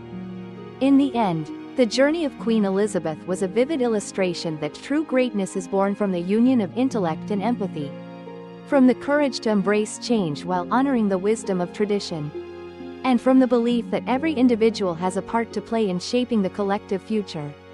Her time in the Portuguese court, rich with the interplay of art and politics, tradition and innovation, stands as a timeless reminder that leadership is not measured solely by titles or power but by the lasting impact one leaves on the hearts and minds of a people. And so, in the enduring chronicles of a nation that celebrated both the grandeur of its past and the promise of its future, the story of Queen Elizabeth of Aragon's integration into the Portuguese court continues to echo, a story of transformation, unity, and the quiet revolution of a woman who, through patience, vision, and unwavering compassion, became the very embodiment of a new age in Portugal. Under the visionary leadership of King Dinis I, whose enduring nickname, the Farmer King, had already become synonymous with practical reform, and the unwavering counsel of Queen Elizabeth of Aragon, Portugal entered an era of dynamic transformation. This period was marked not only by a series of groundbreaking economic initiatives but also by a flourishing cultural renaissance that would ultimately redefine the nation's identity. Together, they embarked on a journey to reforge a kingdom whose foundations lay in the age-old rhythms of agriculture and trade, yet whose aspirations reached far beyond the limits of tradition. In the verdant fields and along the bustling market streets of Portugal, the seeds of progress were sown, nurtured by a shared commitment to innovation, unity, and a deep respect for the cultural heritage of the land. The economic reforms that swept across the kingdom were nothing short of revolutionary. At a time when vast tracts of arable land lay underutilized and ancient systems of irrigation and taxation threatened to stifle growth, King Dinis I, with the steady influence of Queen Elizabeth, set about modernizing the agricultural sector, drawing upon the latest techniques learned from both local experience and the refined practices of Aragon. The royal couple championed a series of initiatives that would transform Portugal into a beacon of agrarian productivity and sustainability. Extensive surveys of the countryside revealed that the kingdom's true potential was tethered not only to its natural resources but also to the ingenuity of its people. Recognizing this, the court commissioned engineers and agronomists to design and implement sophisticated irrigation networks. These projects were designed to harness the power of the many rivers and streams that crisscrossed the land, redirecting water to parched fields and thus transforming once barren stretches into flourishing gardens of grain, olives, and vineyards. Queen Elizabeth, ever the keen observer of both human and natural resources, took a personal interest in these agricultural reforms, often seen donning a simple cloak and venturing incognito into the rural heartlands. She would walk alongside farmers in the early morning mist. In these intimate moments away from the pomp of the court, she listened carefully to the concerns of those who tilled the soil, gathering first-hand accounts of the challenges they faced: erratic rainfall, outdated farming techniques, and the heavy burdens of taxation that diminished their yield. These encounters not only deepened her empathy for the common folk but also enriched her understanding of what a modern, sustainable agricultural policy should look like. In confidential discussions with King Dinis I and his counselors, she would articulate a vision of reform that balanced the needs of the agrarian community with the fiscal requirements of a growing state. Her proposals included the restructuring of tax systems to reduce the strain on peasants, the introduction of crop rotation techniques to preserve soil fertility, and the establishment of local cooperatives that could pool resources and share knowledge. The economic rejuvenation of Portugal did not stop at agriculture. Recognizing that prosperity was inextricably linked to commerce and trade, the royal couple set their sights on revitalizing the nation's market economy. Under their direction, strategic improvements were made to transportation networks that had long been neglected. Roads were widened, bridges were reinforced, and new trade routes were charted to facilitate the movement of goods between inland communities and the thriving ports along the Atlantic coast. These measures had a transformative effect on commerce. Regional markets that once operated in isolation soon found themselves linked in a vibrant network of exchange. Merchants, both local and foreign, were drawn by the promise of fair trade practices and reduced tolls, which in turn spurred an unprecedented boom in economic activity. Markets became centers of not just commerce but also of cultural exchange, where ideas mingled freely with the aromas of exotic spices and the vibrant hues of locally produced textiles. In the royal archives, meticulously kept records began to show a steady increase in agricultural yields and commercial revenues. The statistical evidence of this economic renaissance was compelling. Harvests grew larger. Market days became more frequent. And the overall standard of living among the peasantry improved noticeably. The reforms were not without their challenges. However, resistance from traditional landowners and entrenched interests often surfaced in heated debates in the council chambers. Yet, bolstered by the steady support of Queen Elizabeth and the resolute vision of King Dinis I, these obstacles were gradually overcome. Their approach was not one of imposition but of persuasion, a careful balancing act that combined compassion with pragmatism. Through patient negotiation and the incremental introduction of change, even the most recalcitrant voices were eventually swayed by the undeniable benefits that the reforms had begun to yield. Parallel to these economic transformations, a cultural renaissance blossomed within Portugal, a revival of the arts, literature, and intellectual inquiry that would leave an indelible mark on the nation's character. Queen Elizabeth, with her Aragonese refinement and an innate love for the arts, became a fervent patron of culture. In the opulent halls of the royal palace, salons and gatherings were organized where poets, musicians, philosophers, and scholars could converge to debate, perform, and create. These gatherings were not exclusive affairs reserved only for the elite, rather, they were carefully curated to include voices from across the societal spectrum. In one memorable instance, a festival organized in honor of a bountiful harvest saw the participation of itinerant troubadours and local artisans alike. Their performances reflecting the rich tapestry of Portuguese life and the shared hopes of its people. The Queen's own patronage of the arts ensured that traditional Portuguese narratives, steeped in legend, love, and the enduring spirit of the land, were preserved and celebrated. Even as new forms of expression began to take root, artists and intellectuals found in the court of King Dinis I and Queen Elizabeth an environment that nurtured creativity and innovation. The Queen's personal library, a treasure trove of illuminated manuscripts, classical texts, and contemporary treatises, became a meeting ground for the exchange of ideas. Scholars were invited to debate pressing issues, from the philosophical underpinnings of justice to the practicalities of modern statecraft. It was here that the seeds of what would later become an enduring tradition of Portuguese literature and thought were planted.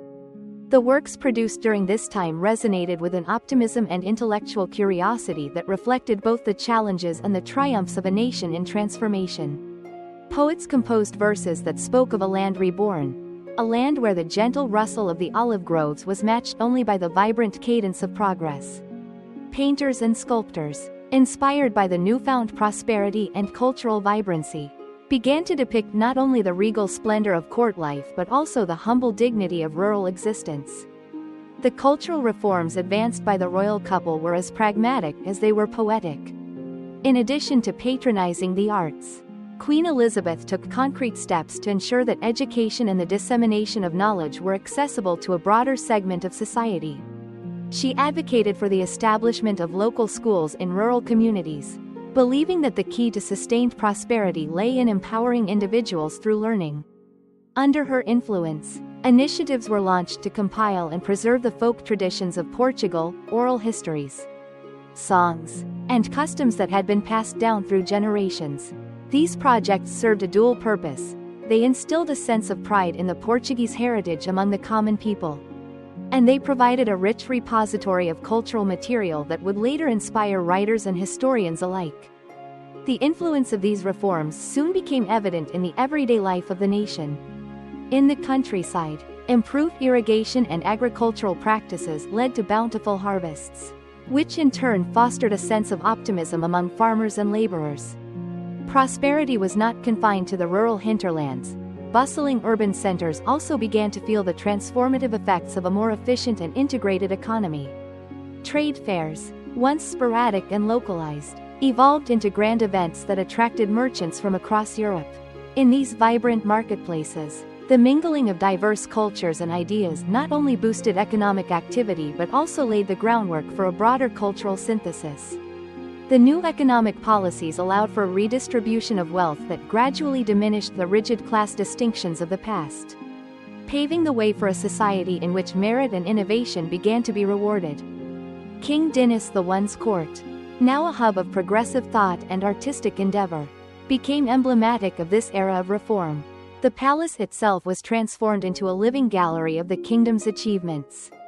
Lavish banquets were organized in which the menu featured locally sourced produce and delicacies that celebrated the bounty of the land. Each meal was accompanied by performances that showcased the best of Portuguese folk music and dance, a vibrant expression of the nation's cultural identity. These events, carefully orchestrated by Queen Elizabeth and her advisors, were not mere spectacles of opulence, they were deliberate affirmations of a new social contract. One that recognized the intrinsic value of every member of society and celebrated the collective spirit of progress. Perhaps one of the most enduring legacies of these economic and cultural reforms was the way in which they redefined the relationship between the state and its citizens.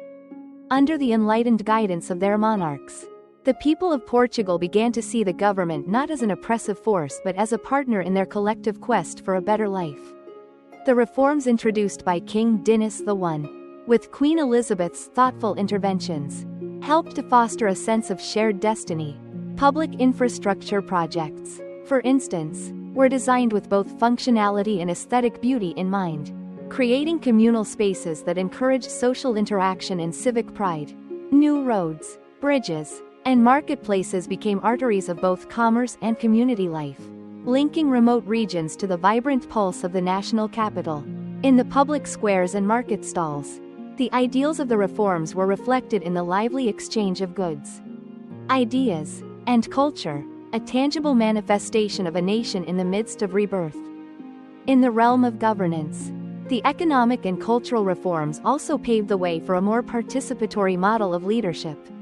The royal couple, acutely aware of the need to balance tradition with modernity, established councils and committees that included representatives from various sectors of society: farmers, merchants, artisans, and scholars. These bodies served as advisory panels that could inform the monarch's decisions with insights drawn from the lived experiences of the populace. The result was a more inclusive form of governance, one that recognized that the prosperity of the nation was inextricably linked to the well-being of all its citizens. This innovative approach to statecraft laid the groundwork for a tradition of public consultation that would endure long after the reign of King Dinis I and Queen Elizabeth had passed into history.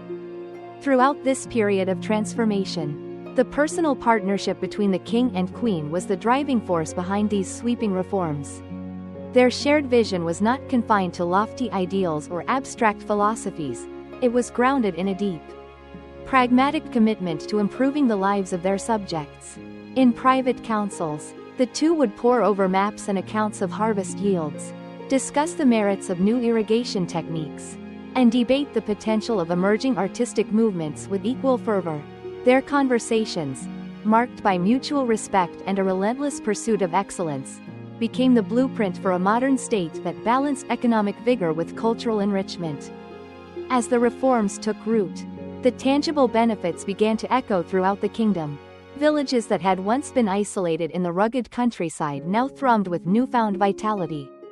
The increased flow of trade and the prosperity of local agriculture led to the rise of small, self-sustaining communities where innovation and tradition coexisted harmoniously.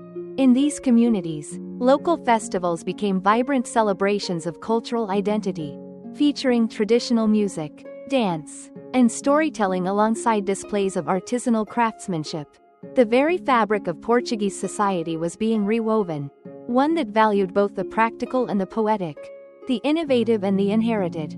By the time the early decades of the reforms had given way to a more stabilized era of prosperity, the legacy of King Dinis I and Queen Elizabeth was firmly entrenched in the consciousness of the nation. The economic policies they had championed not only alleviated long-standing hardships but also ignited a spirit of enterprise that would define Portuguese trade and industry for generations. Equally, the cultural initiatives that they had nurtured created a renaissance of art and literature, a flowering of creative expression that enriched the nation's soul and left a legacy celebrated in the verses of poets and the brushstrokes of painters. In retrospect, the period of economic and cultural reform under the reign of King Dinis I, guided so astutely by Queen Elizabeth of Aragon, stands as one of the most transformative chapters in Portugal's history. It was a time when pragmatic governance met visionary ideals, when the furrows plowed in the fields echoed the careful strokes of an artist's brush, and when the heartbeat of a nation was reawakened by the dual forces of prosperity and cultural pride. Their collaborative efforts not only reshaped the material conditions of the kingdom but also redefined its cultural and intellectual landscape, creating a legacy that would serve as a foundation for future generations. Thus, as the sun set over fields newly green with promise and as the strains of a lute mingled with the laughter of market vendors in the cool evening air, the profound impact of these reforms could be felt by all. The kingdom had been transformed, its economy revitalized, its cultural identity enriched, and its people inspired to reach ever higher. In this reimagined Portugal, every harvest, every trade fair, and every artistic performance was a testament to the enduring power of visionary leadership, compassionate governance, and the relentless pursuit of a better tomorrow. And so, the story of economic and cultural renewal in Portugal, shaped by the indomitable spirit of King Dinis I and the gentle yet steadfast influence of Queen Elizabeth of Aragon, continues to resonate through the annals of history. Their reforms, born of a deep commitment to both the material well-being and the cultural soul of the nation, remain a shining example of how unity, innovation, and empathy can transform a kingdom. In every field cultivated, every road built, and every work of art created during this transformative era, the legacy of their visionary partnership endures, lighting the path forward for a nation forever changed by their enduring influence. In a time when the fortunes of nations were measured as much by the harvest of their fields as by the cultivation of the mind, Portugal, under the steady, reform-minded rule of King Dinis I and the insightful guidance of Queen Elizabeth of Aragon, turned its gaze toward a future defined by knowledge and enlightenment. The stirring ambition to lay the foundation of an academic institution that would serve as a beacon of learning, uniting the disparate threads of scholarship, art, and practical wisdom, found its expression in the founding of what would eventually be known as the University of Coimbra. The seeds of this grand vision were sown in an era when the very concept of a university was evolving across Europe, a time when the transmission of knowledge was transitioning from the cloistered confines of monastic scriptoria and isolated courts to the vibrant centers of intellectual exchange. In Portugal, a land that had long relied on the tangible fruits of the soil, the need for an institution dedicated to the cultivation of the mind was beginning to be recognized as equally vital to the well-being of the nation as the prosperity of its agricultural fields. King Dinis I, already famed as the Farmer King for his transformative agricultural reforms, now began to appreciate that the true wealth of a nation lay not only in its produce but also in the ideas and innovations that propelled society forward. Queen Elizabeth, with her innate passion for education and cultural exchange, proved to be the perfect partner in nurturing this intellectual ambition. It was during a crisp autumn of the late 13th century that the royal couple began to convene discreet councils in the quieter, reflective corners of the palace. Over flickering candlelight and amidst the rustle of ancient parchment, discussions took on a new urgency. Advisors, scholars, and trusted confidants gathered around long, polished tables, their faces illuminated by hope and the promise of a bold future. In these meetings, the notion of establishing a studium generale, a center where scholars from all walks of life could gather, debate, and innovate, was debated with fervor. Queen Elizabeth, drawing on her own rich educational background and the intellectual traditions of Aragon, spoke eloquently of a vision in which learning would serve as a unifying force for the kingdom. She argued that education should not be the exclusive privilege of a few, but a wellspring that nourished the collective potential of the nation. Her impassioned speeches, filled with vivid imagery and appeals to both reason and emotion, resonated deeply with King Dinis I. In one particularly memorable private audience, as the king examined a meticulously drawn plan for a new academic hall, Elizabeth leaned forward and said, "My love, if we invest in the minds of our people, we sow the seeds of progress that will yield a harvest richer than even the most bountiful field. Imagine a future where the wisdom of our ancestors meets the innovations of tomorrow, and our children become the stewards of an enlightened Portugal." Moved by her vision, King Dinis I resolved that their reign would be remembered not solely for the revitalization of agriculture and commerce but for the enduring legacy of education. The decision to create a center of learning was met with both enthusiasm and cautious skepticism among the court's traditionalists. Some nobles questioned whether the resources required to build and sustain such an institution might detract from the immediate needs of the state. Others, steeped in centuries-old customs, feared that the introduction of new ideas could upset the delicate balance of power and social order. Yet the king and queen were undeterred. They believed that true leadership demanded the courage to embrace innovation while honoring the timeless values of the past. With unwavering determination, they initiated a series of reforms designed to elevate education to a level of national importance.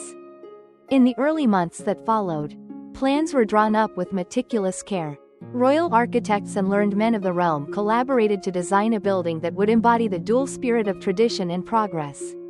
The initial site chosen for the nascent institution was not in the heart of the bustling capital, but in the historic city of Coimbra, a place that had long been a crossroads of cultures, where the ancient legacy of Roman, Visigothic, and Moorish influences coexisted with the emerging spirit of the medieval kingdom.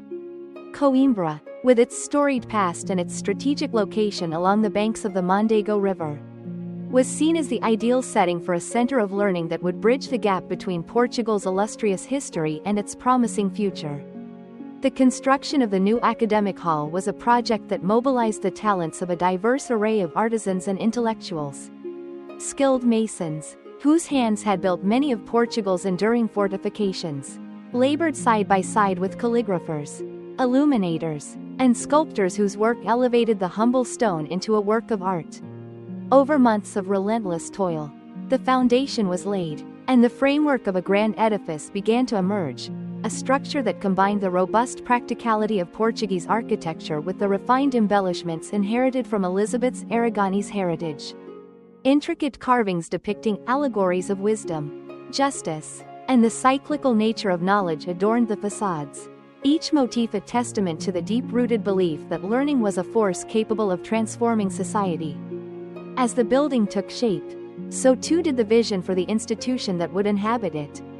King Dinis I issued royal decrees that formalized the creation of the Studium Generale, setting forth a framework that would attract scholars from both near and far. These early decrees outlined a curriculum that embraced a wide range of subjects, ranging from the classical liberal arts of grammar, rhetoric, and logic to emerging fields such as mathematics, astronomy, and law. The intention was clear: to create an academic environment that was as inclusive as it was rigorous. One that nurtured critical inquiry and the free exchange of ideas.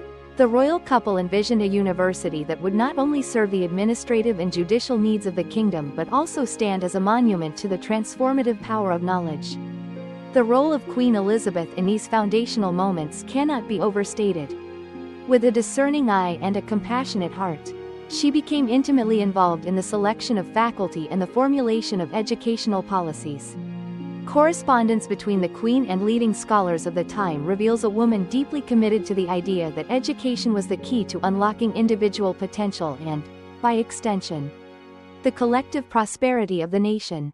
In letters penned in a graceful, flowing hand, she urged for the recruitment of professors whose reputations transcended regional boundaries, seeking out those whose scholarly pursuits had earned them renown across Europe.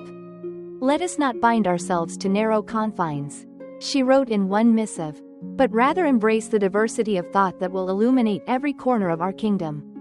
Her words, imbued with both pragmatism and poetic idealism, resonated with the intellectual elite and lent a noble urgency to the project.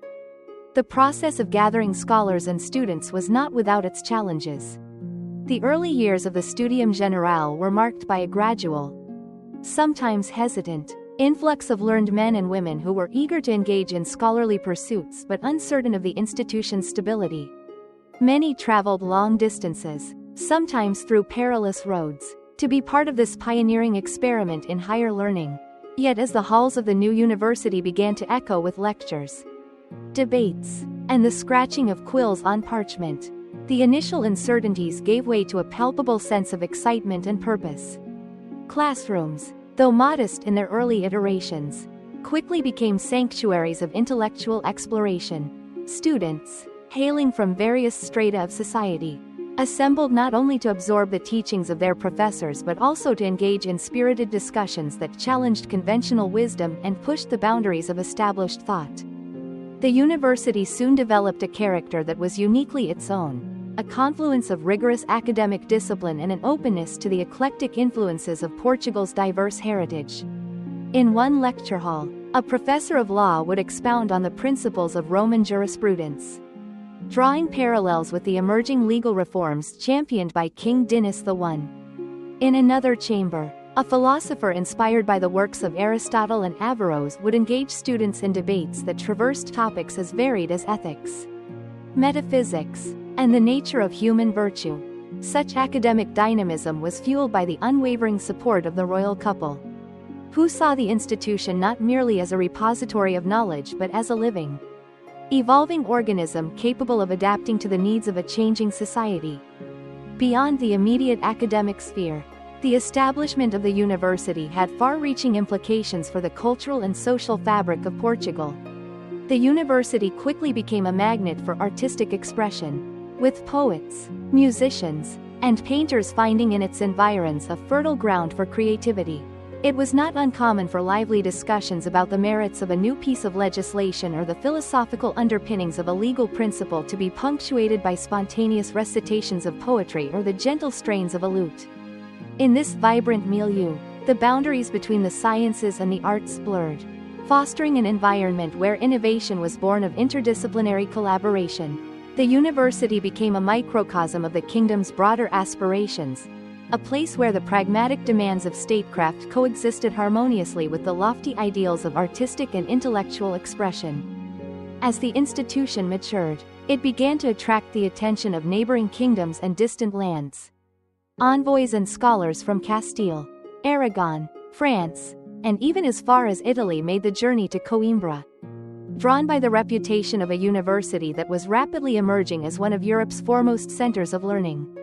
This influx of diverse perspectives not only enriched the academic discourse within the university's walls but also helped to cement Portugal's status as a burgeoning hub of intellectual activity. Diplomatic delegations, impressed by the sophistication and inclusiveness of the curriculum, saw in the university a model that could be emulated in their own lands. In this way, the institution founded by King Dinis I and nurtured by Queen Elizabeth transcended its immediate geographical confines, becoming a beacon whose light reached far beyond the borders of the kingdom. The legacy of the university's founding was also evident in the evolution of educational policies that reverberated throughout the nation. The royal decrees that had established the Studium Generale laid the groundwork for a broader movement toward public education. Inspired by the success of the university, local councils and communities began to invest in the establishment of schools and libraries, ensuring that the transformative power of knowledge was not confined solely to the elite. In villages and towns scattered across the countryside, the spirit of inquiry and the pursuit of learning took root, gradually reshaping the societal landscape. This democratization of education, long championed by Queen Elizabeth and fervently supported by King Dinis I, helped to foster a more literate, informed, and engaged citizenry. In time, the ripple effects of this intellectual awakening would contribute to the emergence of a vibrant civil society, one in which the ideals of justice, creativity, and progress were shared by all. In the years that followed, the University of Coimbra evolved continuously, its halls witnessing the passage of time as ideas transformed into movements and debates gave way to revolutions in thought. Its library, once a modest collection of manuscripts and treatises, grew into a vast repository of human knowledge, a treasure trove that chronicled the evolution of ideas from antiquity to the modern age. Scholars who had once come seeking refuge from ignorance now departed as enlightened ambassadors of a new era, an era in which the legacy of King Dinis I and Queen Elizabeth of Aragon was embodied in the very fabric of Portuguese society. The founding of the university was not just an isolated achievement, it was a culmination of the royal couple's broader vision for a society where learning and progress went hand in hand. Their partnership had always been characterized by a belief that the well-being of a nation depended not only on its economic might or military strength but also on the intellectual and cultural vitality of its people. In founding the university, they had created an enduring monument to that belief, a beacon of learning that would continue to inspire future generations long after their reign had faded into the annals of history.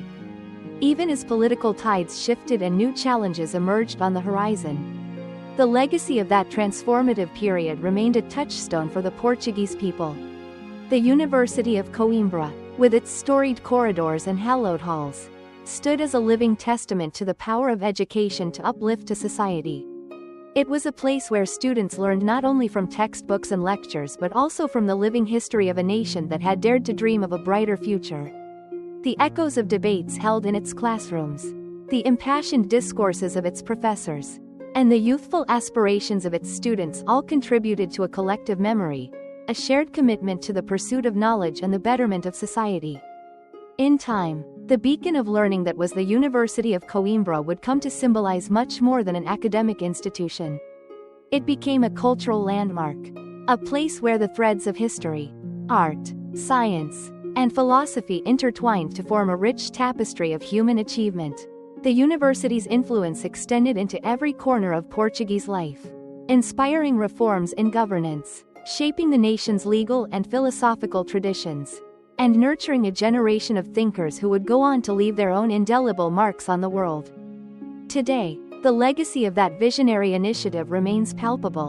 In the quiet study rooms of modern Coimbra, beneath vaulted ceilings that have witnessed centuries of intellectual endeavor, one can almost hear the whispered echoes of King Dinis I's decrees and Queen Elizabeth's impassioned pleas for a society illuminated by knowledge. Their commitment to education, a commitment born out of a belief in the transformative power of learning, continues to inspire not only the academic community but all who believe in the enduring promise of progress through wisdom. Thus, the founding of the University of Coimbra stands as a milestone in the grand narrative of Portugal, a moment when the visionary leadership of a king and queen combined with the collective aspirations of a people to usher in an era of enlightenment.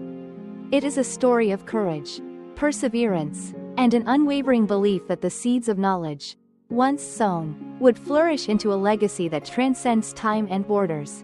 In every lecture given, every manuscript penned, and every mind set aflame with curiosity, the spirit of that moment lives on, a beacon of learning that continues to light the path toward a future defined by wisdom, innovation, and hope.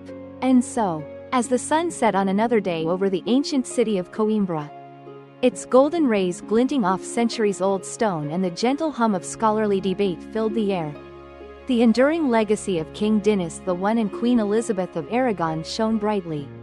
Their dream, a dream where education and cultural enrichment were as vital to the soul of a nation as its fields and markets, had taken root and grown into one of Portugal's most cherished institutions. The University of Coimbra, born of royal vision and nurtured by the passion for learning of an enlightened people, remains a testament to the transformative power of knowledge, a beacon that continues to inspire generations in the eternal quest for understanding, justice, and progress.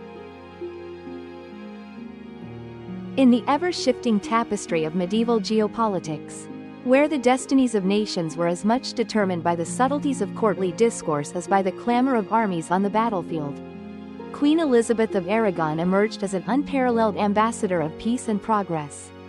Her role in extending Portugal's influence beyond its borders was not limited to formal state visits or treaties, it was an art.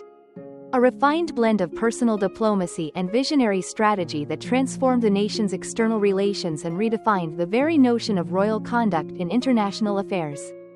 As the kingdom grew stronger under the joint guidance of King Dinis I and Queen Elizabeth, the call for a more assertive, yet conciliatory, foreign policy grew louder. Portugal, buoyed by its economic and cultural renaissance, sought to navigate a complex political landscape marked by rivalries, shifting alliances, and occasional skirmishes among neighboring realms. Recognizing that true strength lay in unity and dialogue, the royal couple set their sights on forging bonds that would protect their borders, open new avenues for trade, and cultivate an atmosphere of mutual respect among the European powers. Queen Elizabeth's first foray into the realm of international diplomacy came as a natural extension of her transformative work at home. Unlike many of her contemporaries, whose roles were confined to the private chambers of their palaces, Elizabeth was drawn to the front lines of negotiation. Her fluency in several languages and her refined understanding of both Aragonese and Portuguese cultural nuances rendered her an ideal envoy. It was during one of the early spring assemblies that she first ventured beyond the familiar stone walls of Lisbon, setting out on a journey that would take her to the courts of Castile, Aragon, and even further afield to the great cities of France and Italy. Her travels were not marked by ostentatious displays of wealth or the bombast often associated with royal delegations. Rather, she carried with her an air of quiet dignity and genuine curiosity. In the grand halls of foreign palaces, where sumptuous tapestries and imposing sculptures testified to centuries of artistic achievement, Elizabeth's presence was both refreshing and transformative. Courtiers who had long been accustomed to the rigid formalities of their own customs found themselves enchanted by the Queen's warm demeanor and her ability to converse as comfortably with a lowly clerk as with a high-ranking noble. It was this blend of approachability and sagacity that allowed her to forge connections where suspicion had once reigned. One of the most significant episodes in her diplomatic career unfolded during a delicate negotiation with the emissaries of a neighboring principality that had long harbored grievances over disputed border territories. Tensions had escalated to the point where a military conflict seemed inevitable, threatening not only regional stability but also the flourishing trade routes that were the lifeblood of Portugal's economy. When news of these impending hostilities reached the court of King Dinis I, the king and queen resolved that diplomacy must prevail. Elizabeth, with her characteristic resolve, was tasked with the delicate mission of diffusing the crisis. Traveling under a veil of humility, she met with the principality's envoys in a neutral setting, a modest inn on the outskirts of a bustling border town. Over a table laden with simple fare rather than the extravagant dishes typical of royal banquets, she listened intently to the concerns and historical grievances of the opposing side. With a measured tone, she recounted the shared cultural heritage that bound the two peoples and invoked ancient traditions of honor and kinship. Her words were not the empty platitudes of conventional diplomacy, they were infused with a deep empathy that resonated with both sides. In a masterful display of mediation, Elizabeth proposed a series of mutually beneficial concessions, including joint stewardship of disputed lands and enhanced cooperation in trade and cultural exchange. The impasse that had once seemed unbridgeable began to soften under the weight of her reasoned arguments and sincere appeals to common values. The success of that negotiation became a turning point, not only in averting a potentially devastating conflict but also in establishing a new paradigm for how Portugal would engage with its neighbors. In the months that followed, treaties were signed that not only delineated territorial boundaries with clarity but also laid the groundwork for long-term alliances based on trust and mutual respect.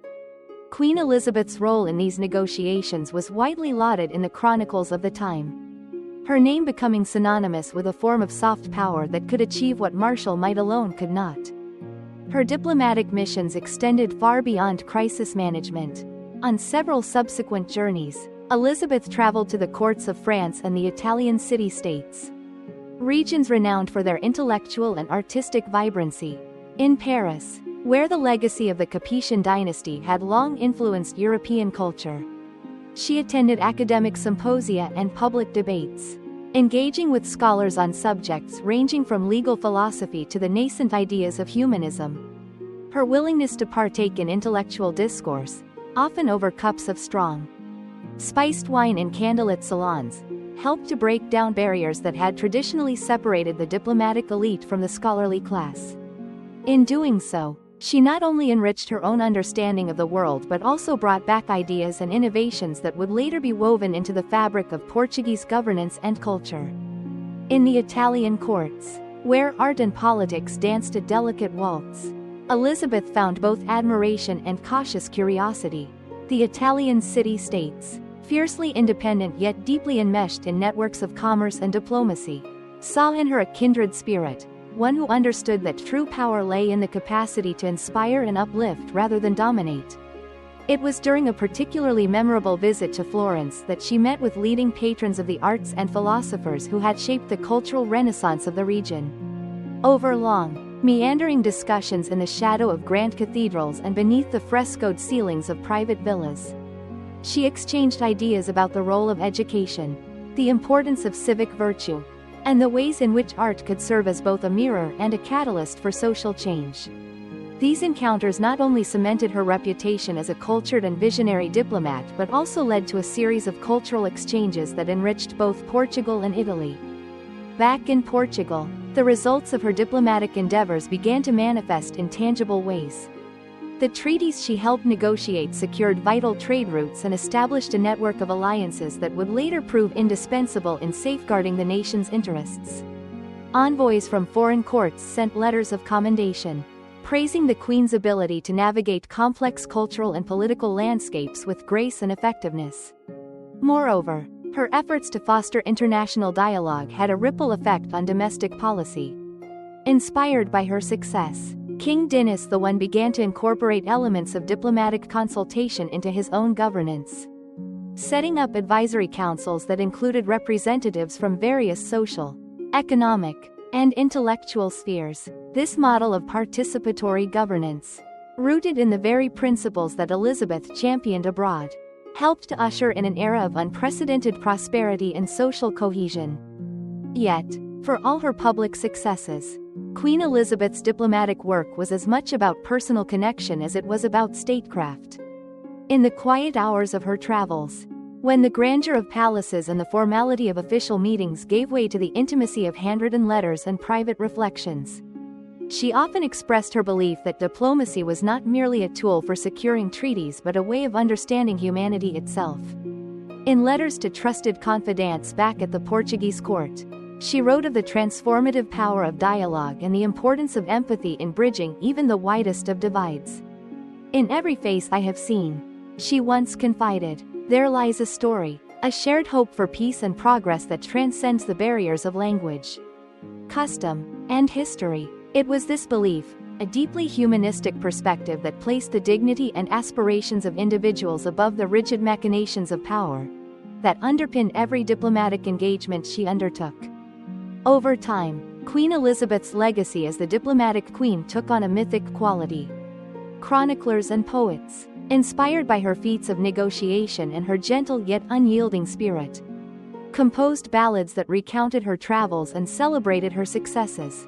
In these verses, she was often portrayed as a luminous figure who traversed the borders of kingdoms like a radiant bridge between disparate worlds. Her image, refined by both historical record and popular memory, became emblematic of a new kind of monarchy, one that valued cultural exchange, education, and diplomacy over conquest and aggression.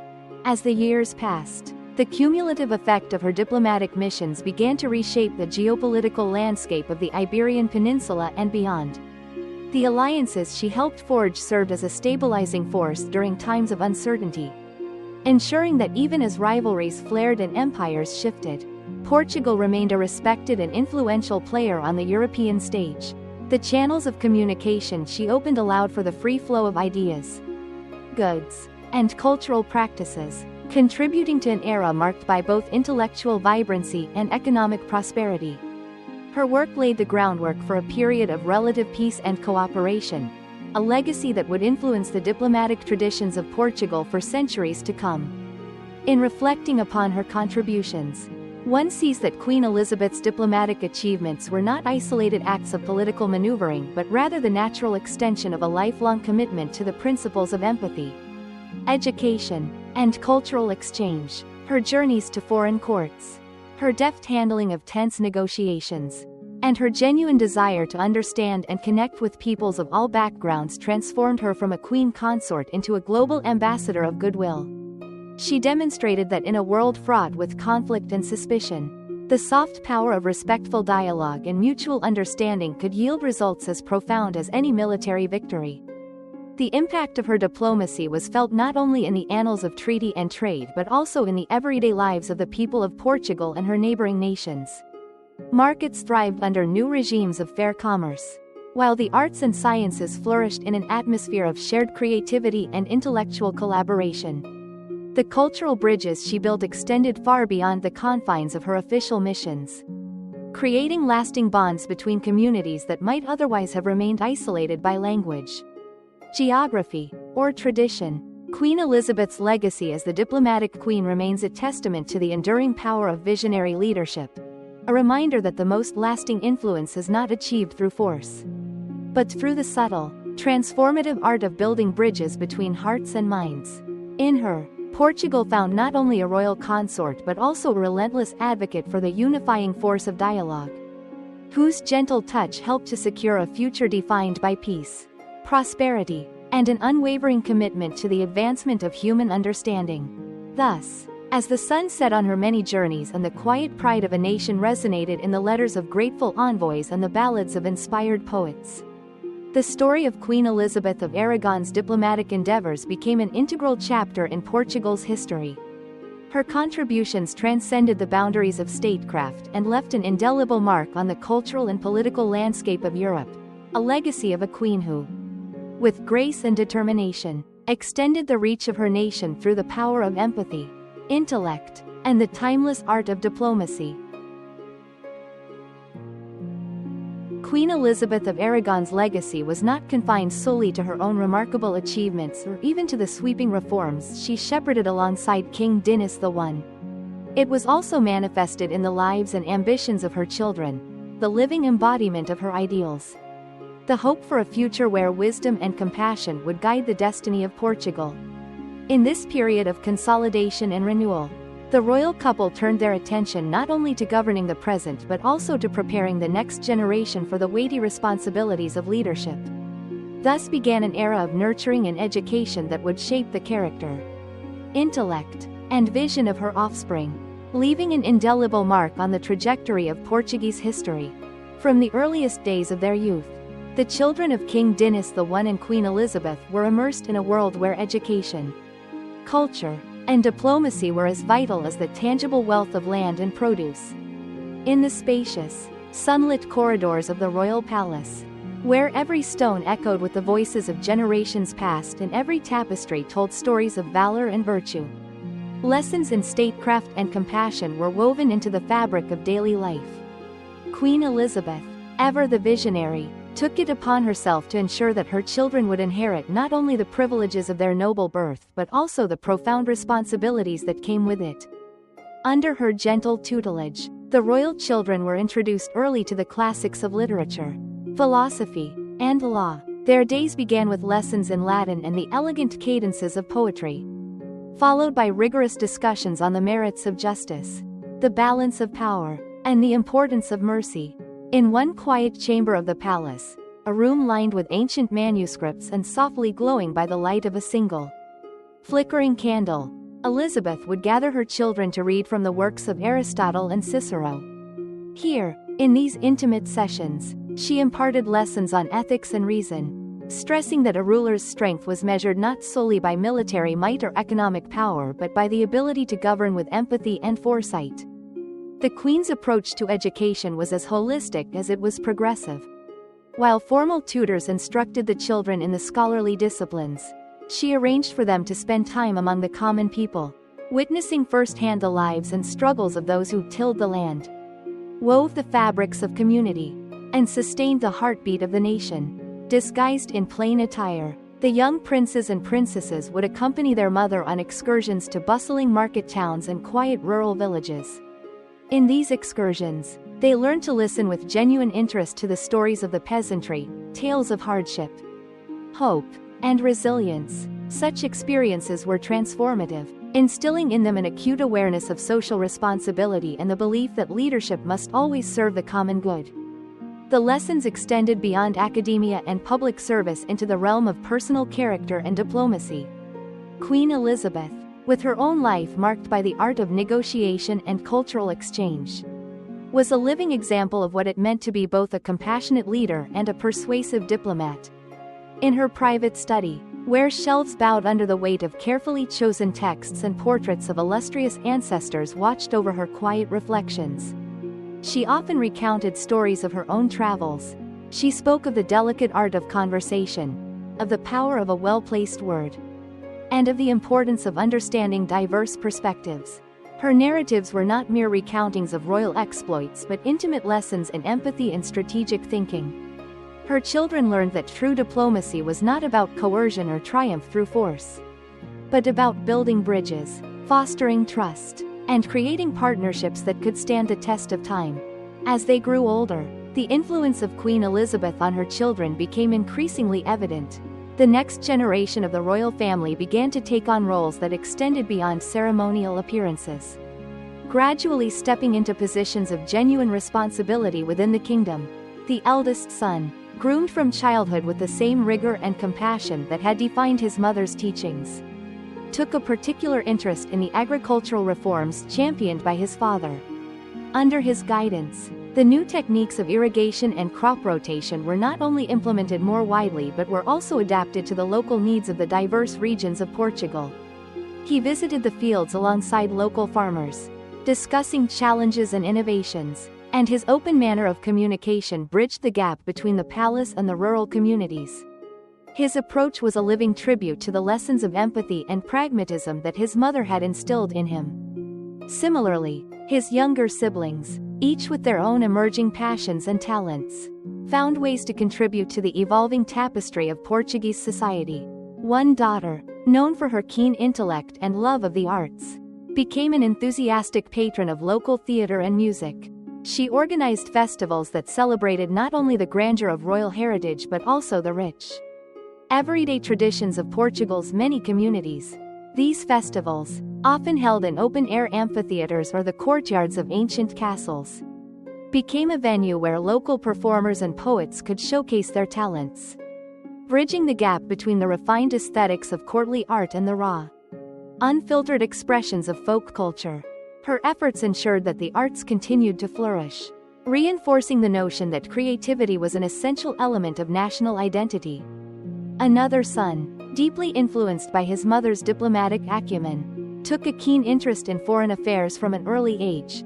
His tutors, noting his natural aptitude for languages and persuasion, prepared him for a future in which he would serve as an emissary of Portugal's enlightened policies. He accompanied Queen Elizabeth on several diplomatic missions, absorbing firsthand the subtleties of negotiation and the value of cultural sensitivity. In the quiet intervals between formal meetings and public appearances, he would engage in thoughtful conversations with foreign dignitaries, asking questions and sharing ideas that reflected the collaborative spirit his mother so valued. His experiences abroad not only broadened his horizons but also reinforced the conviction that the future of Portugal lay in its ability to interact peacefully and productively with other nations. The education of her children was not confined to formal instruction or public engagements. It also took place in the everyday rituals of family life. At mealtimes, around large wooden tables laden with simple, hearty fare, lively discussions would unfold, conversations about the events of the day, the challenges faced by the people, and the small triumphs that gave hope to a nation in the midst of change. Queen Elizabeth encouraged her children to voice their opinions, to ask questions, and to challenge assumptions, fostering a spirit of critical inquiry that would serve them well in the tumultuous arena of governance. In these moments, the royal family was not a distant, untouchable entity but a microcosm of the broader society, a living example of how power and responsibility could be exercised with humility and thoughtfulness. As the children matured into adolescence and then into young adulthood, the influence of Queen Elizabeth's nurturing approach began to ripple outward. The reforms and policies that had taken root during the reign of King Dinis I were sustained and even expanded upon by her progeny, who embraced the legacy of progress with zeal and determination. In the provincial councils, in the committees that oversaw the management of local affairs, and in the hallowed halls of newly established institutions of learning, the spirit of the royal vision was ever present. The children, now emerging as leaders in their own right, carried with them a profound understanding that the future was not a distant dream but a collective enterprise that required the active participation of every citizen. The next generation, influenced by the wisdom of their mother, also took on the mantle of preserving the cultural heritage of Portugal. They commissioned the compilation of local histories and folklore, ensuring that the voices of the common people would be recorded alongside the achievements of the nobility. In a series of grand projects, manuscripts were produced that chronicled the traditions, legends, and innovations that had defined the nation. These works, rich with both oral tradition and scholarly analysis, served not only as a repository of knowledge but as a source of inspiration for future generations. In this way, the children of Queen Elizabeth helped to foster a national identity that was both deeply rooted in history and dynamically oriented toward progress. Perhaps the most enduring aspect of Queen Elizabeth's influence on her children was the legacy of values she instilled in them, a commitment to justice, education, and the welfare of all. Her example, characterized by a harmonious blend of strength and compassion, became the guiding light for the successors who would eventually ascend to positions of power. In the subsequent decades, as her children took on leadership roles and implemented policies that reflected their formative experiences, the memory of their mother's teachings remained a constant source of guidance. In times of crisis, when difficult decisions had to be made and the pressures of statecraft weighed heavily upon them, they would recall the quiet hours spent in her presence, the lessons learned in the soft murmur of her voice and the steadfast resolve in her eyes. The ripple effects of her nurturing extended far beyond the immediate realm of the royal household. Over the years, many in the wider community began to see the values embodied by her children as a model for societal progress. Scholars, inspired by the intellectual curiosity that had been so fervently encouraged in the palace, established academies and research institutions that bore the mark of the royal legacy. Local leaders, influenced by the democratic spirit that the royal family had championed, initiated reforms in governance that promoted transparency, accountability, and the inclusion of voices from all corners of society. In essence, the nurturing of the royal children served as a catalyst for a broader cultural and political awakening, a transformation that would ultimately redefine the future of Portugal. As the years passed, the children of Queen Elizabeth grew into adults whose achievements continued to affirm the lasting impact of their mother's influence. They became not only custodians of her memory but active architects of a modern state, one that balanced the twin imperatives of economic prosperity and social justice. Their contributions ranged from reforms in the legal system that sought to ensure fair treatment for all citizens to initiatives that bolstered public education and cultural preservation. In each endeavor, the lessons of their youth, the emphasis on empathy, the importance of dialogue, and the unyielding commitment to progress, resonated clearly. In diplomatic circles, too, the legacy of Queen Elizabeth's nurturing was evident. Her children, imbued with the same respectful curiosity that had defined their mother's approach to international relations, forged alliances that further cemented Portugal's position as a respected voice on the European stage. They continued her work of building bridges between nations, using the soft power of cultural exchange and the force of well-grounded reason to diffuse tensions and promote mutual understanding. Their travels, much like those of their mother, were characterized by humility, wisdom, and a genuine desire to learn from every encounter. Through their efforts, the spirit of cooperation and shared destiny that Queen Elizabeth had so cherished found fertile ground, influencing policies and attitudes that would endure for generations. The nurturing of her children, therefore, was not an isolated aspect of Queen Elizabeth's reign, it was a vital thread in the larger tapestry of her legacy. By investing in the future through her children and by fostering an environment where learning, empathy, and innovation flourished, she ensured that the royal vision would live on long after her time on the throne. The successors who emerged from her lineage became living testaments to her enduring influence. A legacy that helped to shape not only the policies of the kingdom but also the very soul of the nation. In reflecting on this period, one cannot help but see that the seeds of progress sown by Queen Elizabeth in the fertile minds of her children grew into towering oaks of wisdom and reform. Their achievements, be they in the fields of agriculture, governance, culture, or diplomacy, were the natural outgrowth of a childhood steeped in values that prized education, justice, and a deep concern for the welfare of all. In every act of leadership, every decision made in the service of the people, the influence of that nurturing spirit shone through. echoing the quiet but powerful lessons imparted by a queen who believed that the future of a nation was written not only in the annals of history but in the hearts of its heirs. Thus, as Portugal continued its journey into an era defined by progress and innovation, the legacy of Queen Elizabeth of Aragon, and the profound impact she had on her children and successors, remained a constant. Luminous presence, her dedication to nurturing the future, to shaping young minds with a blend of knowledge and compassion, created a lineage of leaders whose vision and integrity helped to steer the kingdom through challenges and into a period of lasting prosperity. And in every corner of the land, from the bustling markets of the capital to the quiet, steadfast villages in the countryside, the echoes of her influence could be felt. A gentle reminder that the promise of a brighter tomorrow is best secured through the thoughtful cultivation of those who will inherit it. In the end, the story of Queen Elizabeth's nurturing of her children and successors is one of profound hope, a testament to the enduring power of a visionary leader who understood that the true measure of greatness lies not merely in the accomplishments of a single lifetime, but in the legacy that is passed down through generations. Through her guidance, the royal lineage became a beacon for a new age of enlightened leadership, one in which the transformative power of education, empathy, and cultural exchange continued to illuminate the path toward a future where the well-being of every citizen was cherished, and the promise of progress remained an ever-present, unyielding force in the heart of Portugal.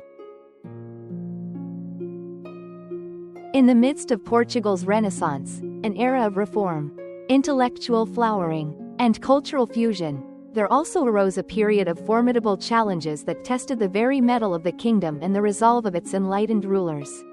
The successes wrought by King Dinis I and Queen Elizabeth of Aragon had set the stage for a transformative age. But as with every great leap forward, the path was strewn with obstacles both within and beyond the kingdom's borders. Part 8 of this saga unfolds as a tapestry of trials and triumphs, chronicling how internal dissent, external threats, and unforeseen crises coalesced into a crucible that forged not only the resilience of a nation but also the enduring legacy of its visionary leadership. From the early days following the initial wave of reforms, murmurs of discontent began to ripple through the corridors of power. The very changes that had ignited a cultural and economic renaissance also unsettled those who had long benefited from the established order. Conservative nobles, whose ancestral privileges were deeply entwined with the rigid hierarchies of the old regime, found themselves challenged by policies that sought to redistribute power and resources. In the ornate halls of the royal palace, debates grew increasingly passionate. Ministers and advisors who had once championed tradition now clashed with reformists eager to harness the promise of a modern state. It was not merely a contest of ideas, but a struggle for the soul of Portugal, a struggle that pitted the enduring weight of history against the audacity of a new vision. Amid this internal friction, Queen Elizabeth emerged as a calming yet unyielding force. With a blend of empathy and strategic foresight, she convened a series of private councils with the most vocal dissenters. In these meetings, held in rooms lined with ancient tapestries and softly lit by flickering candlelight, she listened intently to grievances and fears. She recalled to them the trials of the past and the peril of stagnation, gently reminding them that the challenges of an evolving world demanded new solutions. Our strength, she would say in a measured tone, lies not in the preservation of old privileges, but in our capacity to adapt, to listen to the needs of our people, and to build a future that honors both our heritage and our potential. Her words, delivered with a sincerity that penetrated even the most hardened hearts, began to bridge the chasm between tradition and innovation. Gradually, the most obstinate critics found themselves swayed not by force, but by the promise of progress and the security of a united vision. Yet internal opposition was only one front in a broader war of attrition. Beyond the kingdom's borders, geopolitical currents churned restlessly. The Iberian Peninsula, a mosaic of rival kingdoms, shifting alliances, and ancient enmities, was never a quiet place. Castile, long a rival of Portugal, began to mobilize in a bid to reclaim territories that had been ceded in previous treaties. Moorish forces in the southern regions, emboldened by shifts in regional power dynamics, launched sporadic raids into Portuguese borderlands. Each day brought fresh challenges, a border dispute flaring into skirmishes along the riverbanks, envoys from distant courts demanding assurances of loyalty, and mercenary bands testing the limits of the kingdom's defenses. The external threats, like dark clouds gathering on the horizon, threatened to overshadow the progress achieved at home. King Dinis I, known for his steady hand and practical acumen, responded to these incursions with a combination of military prudence and diplomatic outreach. Recognizing that sheer force alone could not guarantee security, he commissioned detailed surveys of the border regions, fortifying vulnerable outposts and investing in the construction of defensive infrastructure. Yet it was the collaborative spirit instilled by his reign, shaped as much by the intellectual and empathetic influence of Queen Elizabeth as by his own pragmatic strategies, that proved decisive. Ambassadors were dispatched to neighboring courts with proposals for mutual defense and trade cooperation, while local militias, reformed under new systems of leadership and accountability, began to take on a more active role in border security. The army, once perceived as a monolithic instrument of war, was reoriented into a force that combined traditional martial prowess with modern techniques of organization and logistics. Through these measures, the kingdom managed not only to repel external aggressions but also to cultivate an atmosphere in which the idea of a united Iberian community, one in which disputes were resolved through dialogue rather than bloodshed, began to take root. In one particularly dramatic episode, a coalition of rebellious factions in a border province threatened to destabilize the region. Long aggrieved by heavy taxes and neglectful local governance, the province had simmered with discontent. Rumors of an impending uprising reached the royal court, setting off alarm bells among those who feared that internal discord might invite external enemies to exploit the weakness. Queen Elizabeth, ever the advocate of outreach and reconciliation, set out for the troubled region accompanied by a small retinue, disguised in modest attire and moving incognito through winding country roads. She sought to understand the grievances of the common folk firsthand. In a humble village square, beneath the thatched roofs of homes long familiar with hardship, she listened to the laments of farmers and laborers. Their voices, raw with emotion and burdened by years of neglect, painted a picture of a people longing for justice and dignity. With characteristic compassion and clarity, she promised that the crown would address their concerns, not with empty rhetoric, but with concrete reforms designed to alleviate their burdens. In time, her personal intervention quelled the flames of insurrection, and local leaders, emboldened by her empathy and commitment, began to work cooperatively with the central government. This episode, later immortalized in the annals of Portuguese folklore, stood as a testament to the transformative power of a ruler who truly listened to her subjects. While the internal and external challenges raged on, the kingdom also faced more insidious threats, economic downturns and the lingering specter of disease. A particularly harsh winter, compounded by a poor harvest, led to a temporary decline in food supplies and a spike in prices. As famine loomed over certain regions, despair threatened to unravel the social fabric that the reforms had painstakingly woven. In response, King Dinis I launched a series of emergency relief measures, drawing on the vast network of local cooperatives that had been established in recent years. Grain reserves were mobilized, and relief convoys were organized to transport food and medicine to the most affected areas. Queen Elizabeth, who had long championed the cause of equitable resource distribution, personally oversaw the organization of relief efforts. In a moving scene that would be recounted for generations, she was seen visiting a rural community where, in a modest tent, she distributed loaves of bread and simple but nourishing stews to hungry families. Her presence in these desperate times provided not only material aid but also a beacon of hope, a tangible reminder that the crown's commitment to its people was unwavering, even in the face of nature's cruelty. Amid these crises, the intellectual and cultural life of Portugal proved to be a potent antidote to despair. The very institutions that had been established in the wake of earlier reforms, schools, academies, and the newly founded University of Coimbra, became centers of mobilization and innovation. Scholars and poets, inspired by the struggles of their time, produced works that blended the pain of loss with the hope for renewal. In universities and public forums alike, Debates were held not merely to analyze the causes of economic hardship but to propose radical ideas for rebuilding society on the principles of justice, efficiency, and compassion. The arts, far from being relegated to the realm of idle luxury, took on a role of public significance. Plays, ballads, and paintings depicted both the suffering of the common people and the resilience that had come to define their character. In these creative expressions, the trials of the era were transformed into a shared narrative of perseverance, a narrative that celebrated not only the struggle but also the triumph of the human spirit. Yet perhaps the most profound triumph of this turbulent period was not measured solely in the repulsion of external enemies or the alleviation of material hardship, but in the subtle, enduring transformation of the national character. The trials and tribulations that Portugal faced during these years served as a crucible in which the ideals of the reformers were tested and ultimately strengthened. The debates in the royal court, the negotiations in distant lands, the heartfelt conversations in village squares, and the passionate outpourings of scholars and artists all converged to form a national identity that was both resilient and compassionate. It was an identity that recognized that the true measure of a state was not found in its conquests or its treasury, but in the well-being of its people and the integrity of its institutions. Queen Elizabeth's role during these turbulent times was nothing short of extraordinary. While many might have retreated into the safety of tradition when faced with adversity, she embraced each challenge as an opportunity to reaffirm her commitment to progress.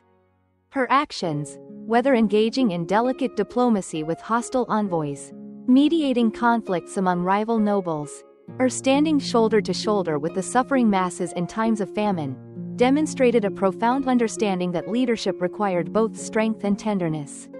In the midst of uncertainty and strife, she remained a steadfast beacon of hope, inspiring those around her to believe in the possibility of a better future. Her personal correspondence from this period, preserved in meticulously kept royal archives, offers a glimpse into the inner workings of her mind during these trying times. In one letter addressed to a trusted confidant, she wrote, "In every crisis, I see the opportunity to deepen our bonds with the people and to prove that our commitment is not to power alone, but to the welfare of every soul under our care. The trials we endure are not the end, but the very fire in which our future is forged." Such reflections reveal not only her unwavering resolve but also the wisdom that would guide her successors in the years to come. The trials that beset Portugal during this era were multifaceted and relentless.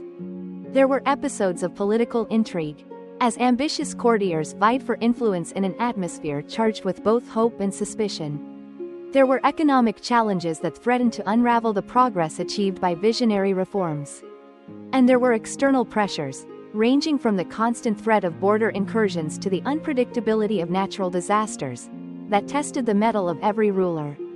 Yet, in the crucible of these challenges, the kingdom discovered its greatest strengths. New alliances were forged not out of necessity alone but out of a shared conviction that the future belonged to those who could rise above adversity with dignity and ingenuity. The internal dissent that had once threatened to fracture the state was gradually transformed into a vibrant dialogue, a process by which old grievances were addressed, and new policies were crafted with a spirit of inclusiveness and fairness. One illustrative incident occurred during a particularly volatile period when factions within the nobility threatened to paralyze the legislative process. A powerful coalition, feeling marginalized by the progressive policies of the crown, attempted to block a series of reforms designed to decentralize fiscal administration and empower local communities. The impasse grew so severe that rumors began to circulate about a potential coup d'état. In response, Queen Elizabeth orchestrated a series of discreet meetings with the leaders of the dissenting factions. Over several days, in sessions held in the privacy of secluded chambers far from the prying eyes of the court, she engaged her critics in frank discussions. With characteristic patience and clarity, she laid out a vision for a kingdom where the interests of all were served by an inclusive and transparent system of governance. Through skillful negotiation and the promise of shared benefits, such as reduced taxation and increased local autonomy, the Queen managed to defuse the crisis. The reforms, once stalled by dissent, were eventually enacted with modifications that satisfied even the most skeptical nobles. This episode not only averted a potential rupture in the state but also reinforced the idea that even the most entrenched divisions could be bridged through dialogue and compromise. Meanwhile, external threats continued to loom large.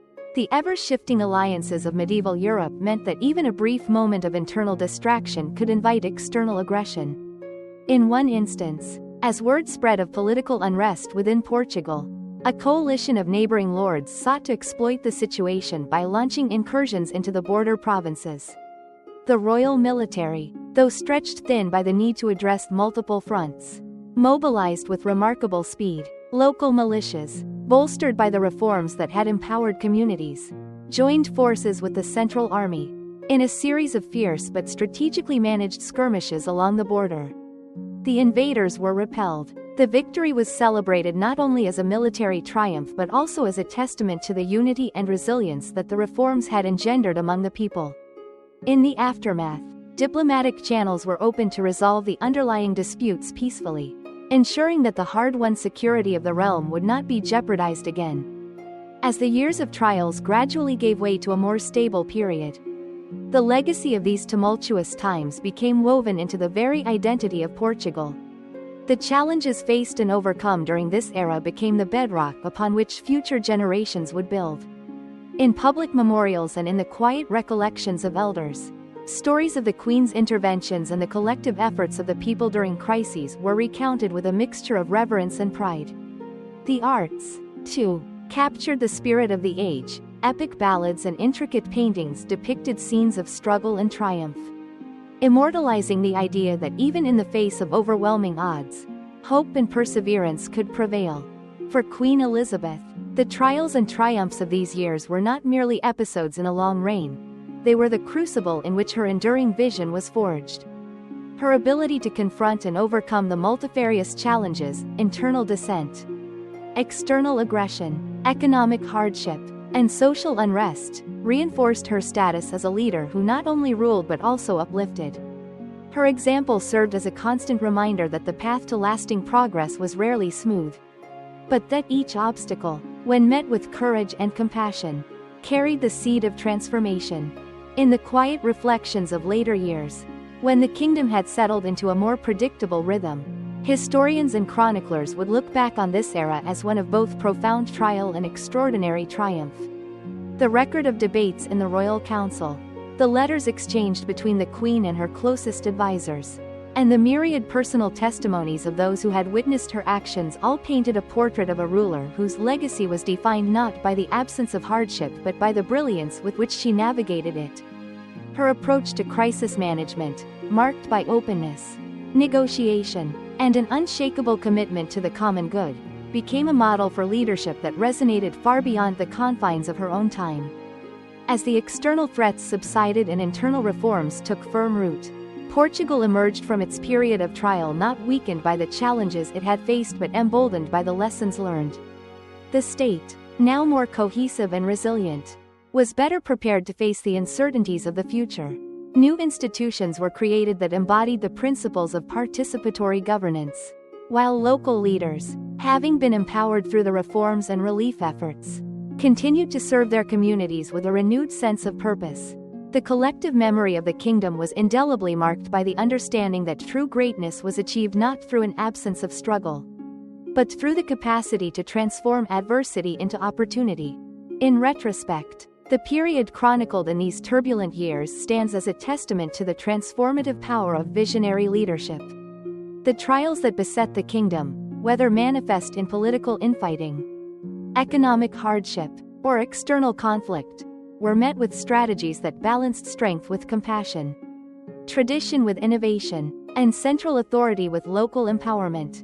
The successes achieved during these times became the building blocks of a state that would endure for centuries, its institutions and cultural identity forever shaped by the legacy of those dark and inspiring days.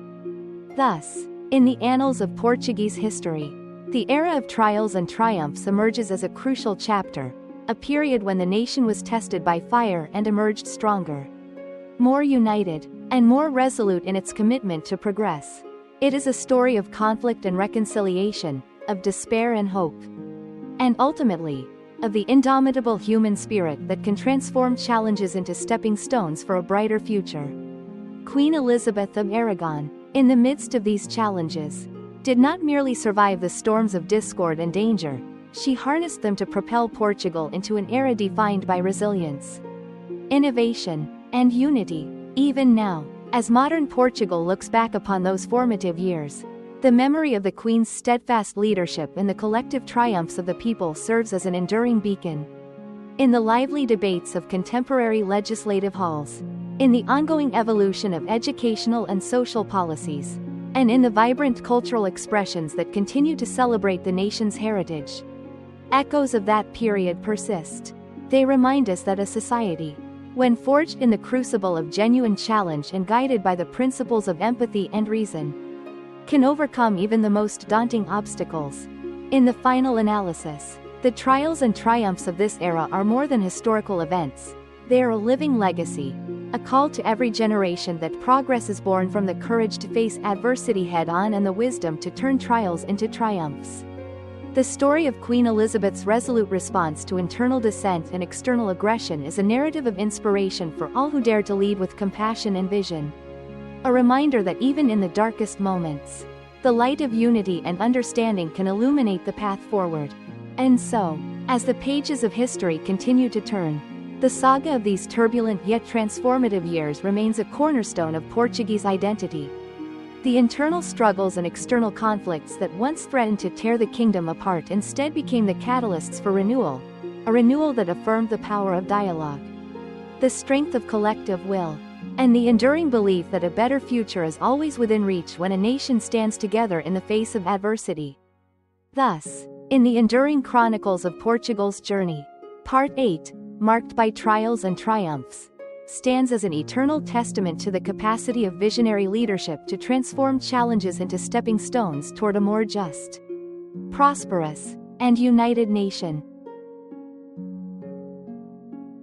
As the vibrant hues of youth and the fervor of sweeping reforms gradually yielded to the soft, reflective glow of later years, Queen Elizabeth of Aragon entered the twilight of her life with a dignified serenity that belied the tumultuous challenges and triumphant victories of her earlier reign. In the waning light of her days, the Queen found herself increasingly drawn to quiet contemplation, a reflective state in which the echoes of the past intertwined with the hopes for the future.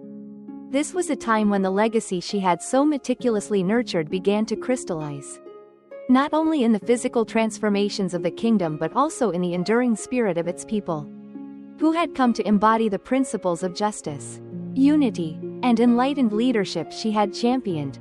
In her private study, nestled within a secluded wing of the royal palace and adorned with shelves laden with ancient manuscripts and illuminated texts, Elizabeth often spent long hours in meditation and writing. Here, by the flickering glow of oil lamps, she recorded her reflections on the years gone by, an intimate chronicle of the struggles she had overcome, the alliances she had forged, and the reforms that had redefined Portugal's destiny. Every carefully penned word was imbued with a sense of gratitude for the opportunities and challenges that had shaped her life, as well as a deep, abiding hope that the ideals she had striven to instill would flourish in the generations that followed. Her thoughts wandered to the days when the kingdom was a cauldron of transformation, a time when the passionate debates in the council chambers, the spirited conversations in village squares, and the courageous interventions on battlefields of both diplomacy and armed conflict had collectively charted a new course for Portugal. The reforms in agriculture, commerce, education, and cultural life that she had helped shepherd were now firmly entrenched in the fabric of the nation. The once skeptical nobles had grown to see the benefits of modernized governance, and the people, from the highest aristocrats to the humblest farmers, were united by a renewed belief in the promise of progress.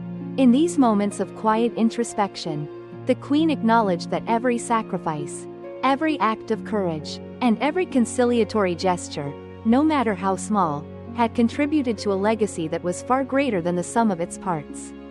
The twilight years also brought with them the bittersweet realization that the mantle of leadership and visionary reform would soon pass from her hands to those of her heirs. Her children, now matured into capable leaders and diplomats, had carried forward the seeds of hope and innovation that she had sown in them.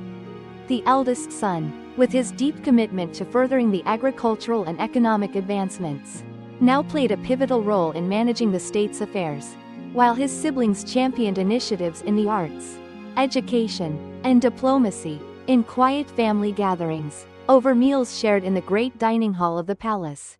Elizabeth would listen with pride as her children discussed plans for future projects, plans that, while innovative and forward-thinking, were invariably steeped in the values and lessons she had imparted during their formative years.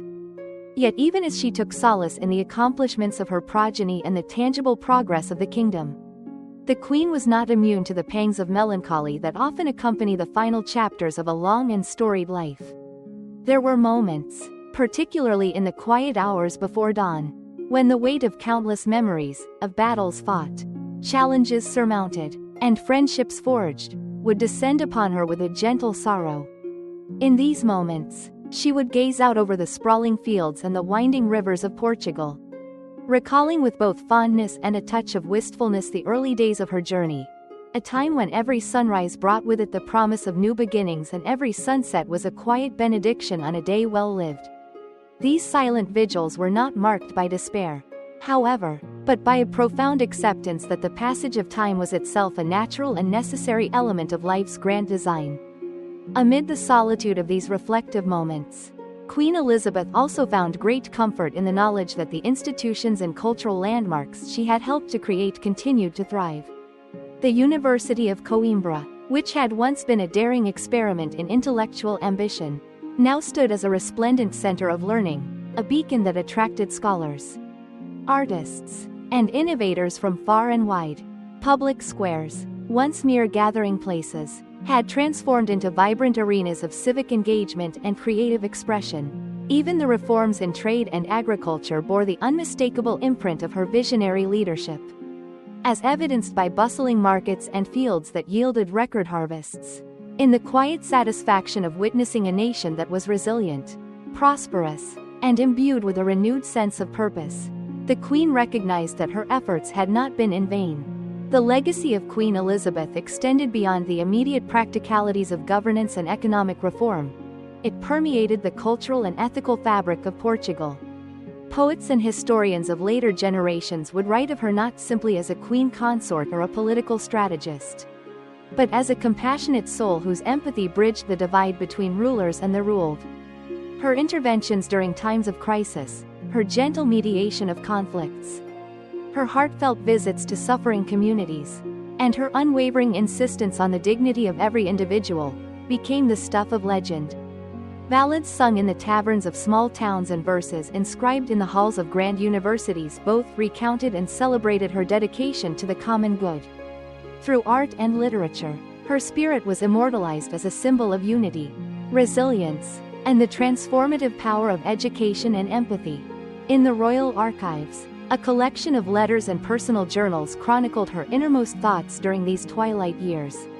In one such journal entry, penned on a crisp autumn day, she reflected, "I have seen empires rise and fall, fortunes made and lost. Yet what endures is the quiet flame of hope kindled by every act of kindness and every gesture of understanding. May our people always remember that the truest power lies not in might or wealth, but in the capacity to love, to learn, and to embrace the future with open arms." These words, simple yet profound, encapsulated the philosophy that had guided her throughout her life. A philosophy that valued the human spirit above all else and regarded the pursuit of knowledge and justice as the highest calling of any leader. Her reflections served as a timeless reminder that the strength of a nation rested in its ability to adapt, to learn from the past, and to inspire future generations to strive for a better, more equitable world. As Queen Elizabeth's health began to wane in these later years, her physical presence may have grown fainter, but her influence remained as potent and pervasive as ever. The reforms she had championed continued to shape policies and societal norms, while the cultural renaissance she had nurtured enriched the lives of countless citizens. In state ceremonies and public commemorations, her memory was invoked not with sorrow, but with reverence and gratitude, a tribute to a woman who had dedicated her life to the service of her people and the betterment of her nation. Her final public appearance, a solemn yet dignified ceremony held on the anniversary of the founding of the University of Coimbra, was a moment of collective reflection for the entire kingdom, as she stood before a gathering of scholars, nobles, and common folk. Her eyes, though touched by the lines of age, shone with an inner light that conveyed both wisdom and hope.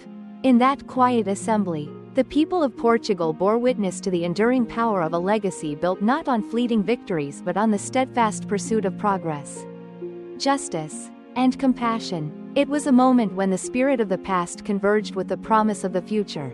A moment that affirmed that the values she had championed would continue to guide the nation long after she had departed. In the days that followed, as the royal household began preparations for the inevitable transition of power, Queen Elizabeth retreated further into the realm of personal reflection, surrounded by portraits of ancestors and mementos of a life devoted to service. She spent her final days in a quiet harmony that belied the extraordinary legacy she had left behind. Though her physical presence would soon fade from the corridors of the palace, the indelible mark of her leadership, the reforms she had implemented, the alliances she had forged, and the countless lives she had touched, would endure in the collective memory of a nation reborn. The twilight of Queen Elizabeth's life, then, was not marked by despair or regret, but by a serene acceptance of life's natural course and a deep-seated confidence in the future she had helped to shape. Her reflections were a testament to a journey that had been as challenging as it was rewarding, a journey that had transformed not only a kingdom but also the very nature of leadership itself. In her quiet contemplation, she saw the faces of those she had inspired, the generations of leaders and thinkers who would carry forward the torch of progress, and the endless possibilities that lay ahead for Portugal. Thus, as the final pages of her life were written, Queen Elizabeth of Aragon left behind a legacy that transcended the boundaries of time and circumstance. Her twilight years were a period of profound reflection and enduring influence, a final chapter that encapsulated the spirit of a woman who had dedicated herself to the cause of unity, learning, and compassionate governance. Even as the curtains fell on her earthly existence, the values she had embodied and the reforms she had championed continued to shine as a beacon for all who believed in the transformative power of visionary leadership. In the annals of Portuguese history, the memory of Queen Elizabeth's twilight years remains a poignant reminder that true greatness is measured not only by the triumphs of youth but by the wisdom and grace with which one embraces the later chapters of life. Her enduring influence lives on in every policy enacted for the common good, every institution that fosters learning and creativity, and every individual who dares to dream of a brighter, more equitable future. Her story, etched into the very soul of the nation, continues to inspire, a timeless legacy of trials overcome, of challenges transformed into opportunities, and of a queen whose light burned long and bright, even in the soft, reflective glow of her final years. In the final act of a life devoted to progress, unity, and compassion, the legacy of Queen Elizabeth of Aragon emerges as a beacon that continues to illuminate the course of Portuguese history. As the kingdom entered an era defined by newfound prosperity and intellectual vibrancy, her influence, quiet yet transformative, became woven into the very fabric of the nation. In reflecting upon her storied journey, one finds a narrative not of fleeting triumphs, but of enduring principles that have guided Portugal from the medieval crossroads into the modern age. The sweeping reforms and visionary policies that marked her reign were not isolated moments of political maneuvering. They were expressions of a profound commitment to the well-being of all people under her care. Under her watchful eye, agricultural lands were revitalized, trade routes reinvigorated, and the arts and education transformed from distant luxuries into the very lifeblood of the state. Her tireless work in founding the University of Coimbra, for instance, created an academic legacy that nurtured countless generations of scholars, poets, and thinkers. In its hallowed halls, debates and discoveries blossomed, a living monument to her belief that true strength lies in the power of knowledge and cultural exchange. Yet beyond the tangible reforms, Queen Elizabeth's true legacy was found in the spirit of empathy and inclusiveness that she instilled within the heart of Portugal. Throughout her life, she exemplified a leadership that balanced both firmness and tenderness, Whether it was mediating disputes among the noble elite or visiting the farthest reaches of her realm to personally understand the struggles of the common folk, her actions consistently underscored one fundamental truth: that the measure of a nation is found not in its conquests or its coffers, but in the dignity and welfare of its people. Her diplomatic endeavors, which saw her traverse the courts of Europe with a graceful blend of intelligence and humility, redefined the concept of soft power. In a world frequently marred by conflict and suspicion, she built bridges of trust and mutual respect among rival kingdoms. The treaties she helped negotiate, the cultural exchanges she championed, and the personal bonds she forged with foreign dignitaries not only safeguarded Portuguese interests but also laid the groundwork for a future where dialogue and understanding would replace discord. In these actions, she demonstrated that the art of diplomacy was not simply a matter of strategy but of genuine human connection, a lesson that resonates as strongly today as it did centuries ago. Perhaps the most enduring testament to her vision, however, lies in the way she nurtured the next generation. The children and successors who emerged from her careful guidance and relentless commitment to education became living embodiments of her ideals.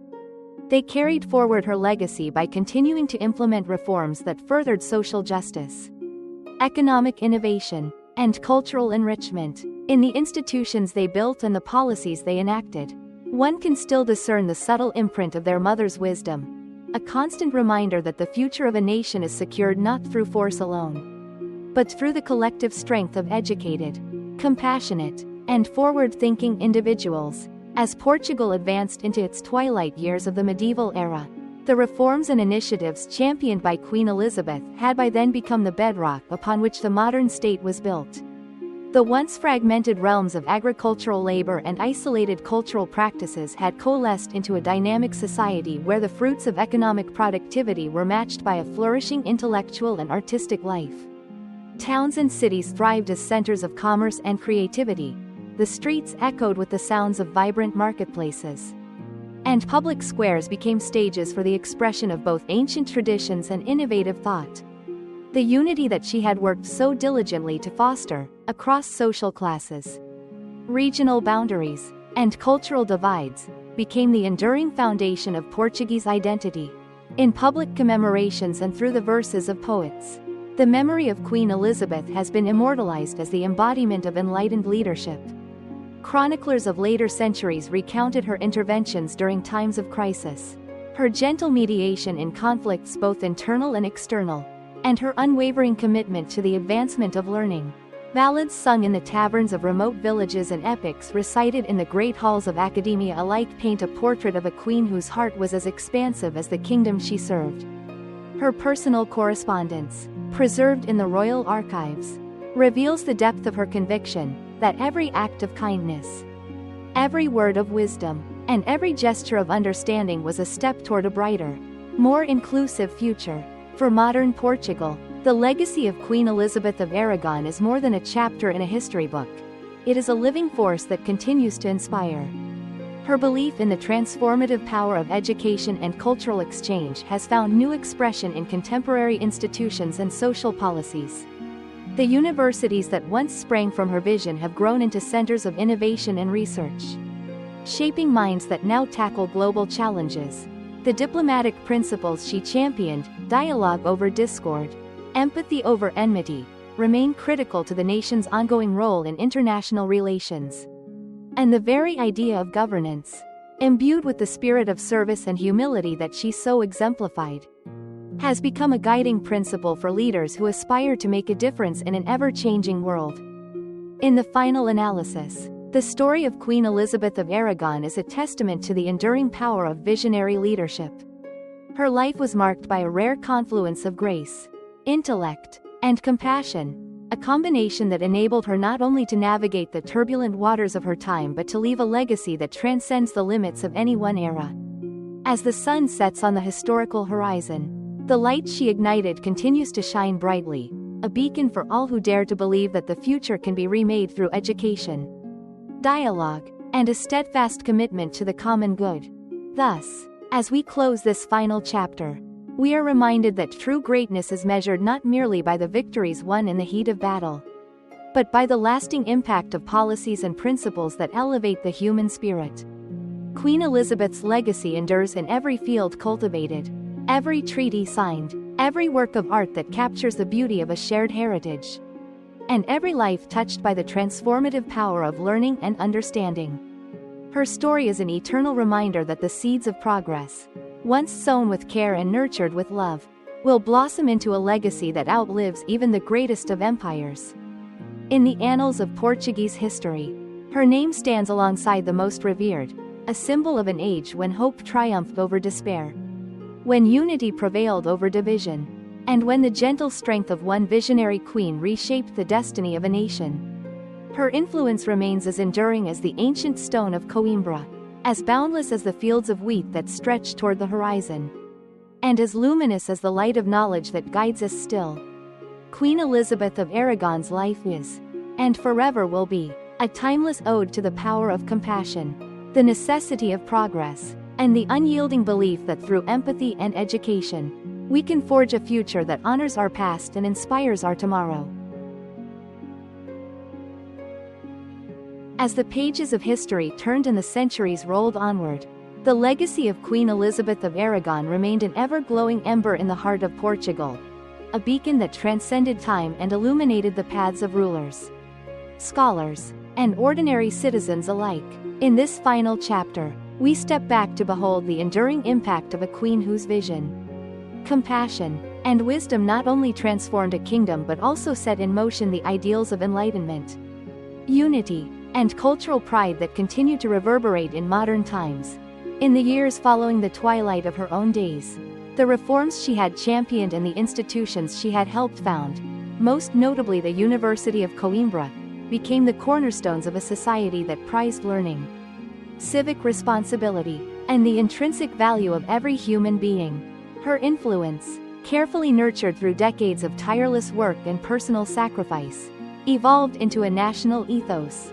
In the bustling market squares, where traders exchanged goods and stories, in the grand halls of academia where intellectual debates raged, and in the quiet neighborhoods where families passed down tales of past glory, the spirit of Queen Elizabeth lived on as an enduring reminder that the true wealth of a nation is measured not in its conquests, but in the well-being and enlightenment of its people.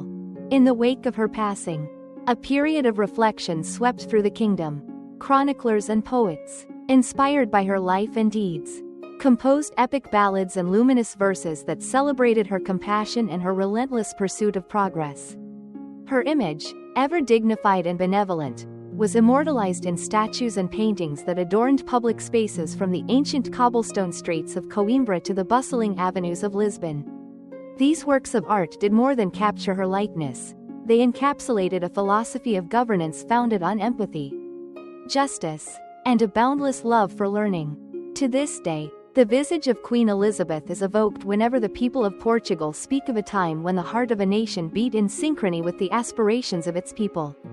Beyond the borders of Portugal, her diplomatic endeavors became a template for modern statecraft. The treaties she brokered and the alliances she nurtured sowed the seeds of an era characterized by dialogue and mutual respect, a time when disputes were resolved not by the clash of swords, but by the measured cadence of negotiation and the quiet power of understanding. Foreign dignitaries, recalling the grace and acumen with which she handled even the most delicate crises, carried her legacy into distant lands. Her methods, a blend of humility and strategic brilliance, eventually influenced a broader European tradition of soft power diplomacy, a practice that champions the idea that the strength of a nation lies as much in its cultural and intellectual output as in its military might. Within Portugal itself, the royal lineage that she so carefully nurtured went on to leave its indelible mark on the nation's evolution. Her children, imbued with the principles of empathy, intellectual rigor, and public service that she so passionately imparted, became architects of further reforms. They continued to champion education, streamline governance, and foster a spirit of innovation that kept Portugal at the forefront of progress. In every reform they enacted, from the modernization of agricultural practices to the expansion of public education, the echo of Queen Elizabeth's influence was unmistakable. Her legacy was not confined to the annals of a bygone era but was woven into the very fabric of everyday life, guiding new generations toward a future where the pursuit of knowledge and the common good remained paramount. As centuries passed, the memory of Queen Elizabeth of Aragon evolved into a symbol, a timeless ideal for those who believe that leadership is defined not solely by the exercise of power but by the capacity to uplift and inspire. In modern Portugal, debates on public policy and the ethical responsibilities of leadership still draw upon her example. Educational institutions, cultural centers, and diplomatic academies reference her life as a paragon of the balanced, compassionate, and forward-thinking governance that can transform society. Her story is studied not merely as a historical account but as a living lesson in how vision, tempered by empathy and sustained by relentless commitment, can change the destiny of a nation. In the quiet hours of reflection that now grace the corridors of contemporary power, leaders and citizens alike find solace in the words she once inscribed in her private journals, words that speak of hope, perseverance, and the transformative power of kindness. Let each generation be the steward of a brighter tomorrow, she had written, a sentiment that rings true with undiminished force today. It is a call to action, a reminder that progress is not the inheritance of a select few but the shared responsibility of all who believe in the possibility of a better, more just world. The tale of Queen Elizabeth's life, with its many chapters of trials and triumphs, its moments of luminous clarity and shadowed sorrow, ultimately weaves a narrative of human potential. It is a story that affirms that the seeds of progress, when sown with care and nurtured by a spirit of inclusiveness and mutual respect, can blossom into legacies that endure long after the fleeting passage of time. Her life stands as an eternal flame, a light that continues to guide those who, in every corner of the world, dare to dream of a society where education, dialogue, and compassion reign supreme. Now, as we close this final chapter, we are left with the profound realization that history is not simply a record of events but a tapestry of human endeavor. The legacy of Queen Elizabeth of Aragon is woven into the lives of those who strive for a future where justice, knowledge, and unity prevail. It is a legacy that invites us all to be both custodians and creators of a world enriched by the timeless virtues of empathy and intellectual courage. Thus, the saga of a queen who once transformed a medieval kingdom into a cradle of enlightenment comes to a gentle, resonant close, yet its echo remains eternal. In every act of benevolent governance, in every scholarly pursuit, in every diplomatic gesture that seeks to bridge divides, the spirit of Queen Elizabeth endures. Her life, a beacon of enlightenment and a testament to the power of visionary leadership, continues to shine, a guiding light for all who believe that the true measure of a nation lies in its commitment to the common good, and that every era, no matter how fraught with challenges, holds within it the promise of a brighter, more compassionate future. And so, with hearts uplifted by the legacy of her enduring flame, we bid farewell to the final chapter of this grand narrative, knowing that as long as there are those who cherish wisdom, embrace empathy, and dare to dream of unity, the eternal light of Queen Elizabeth of Aragon will continue to illuminate the path to a better tomorrow.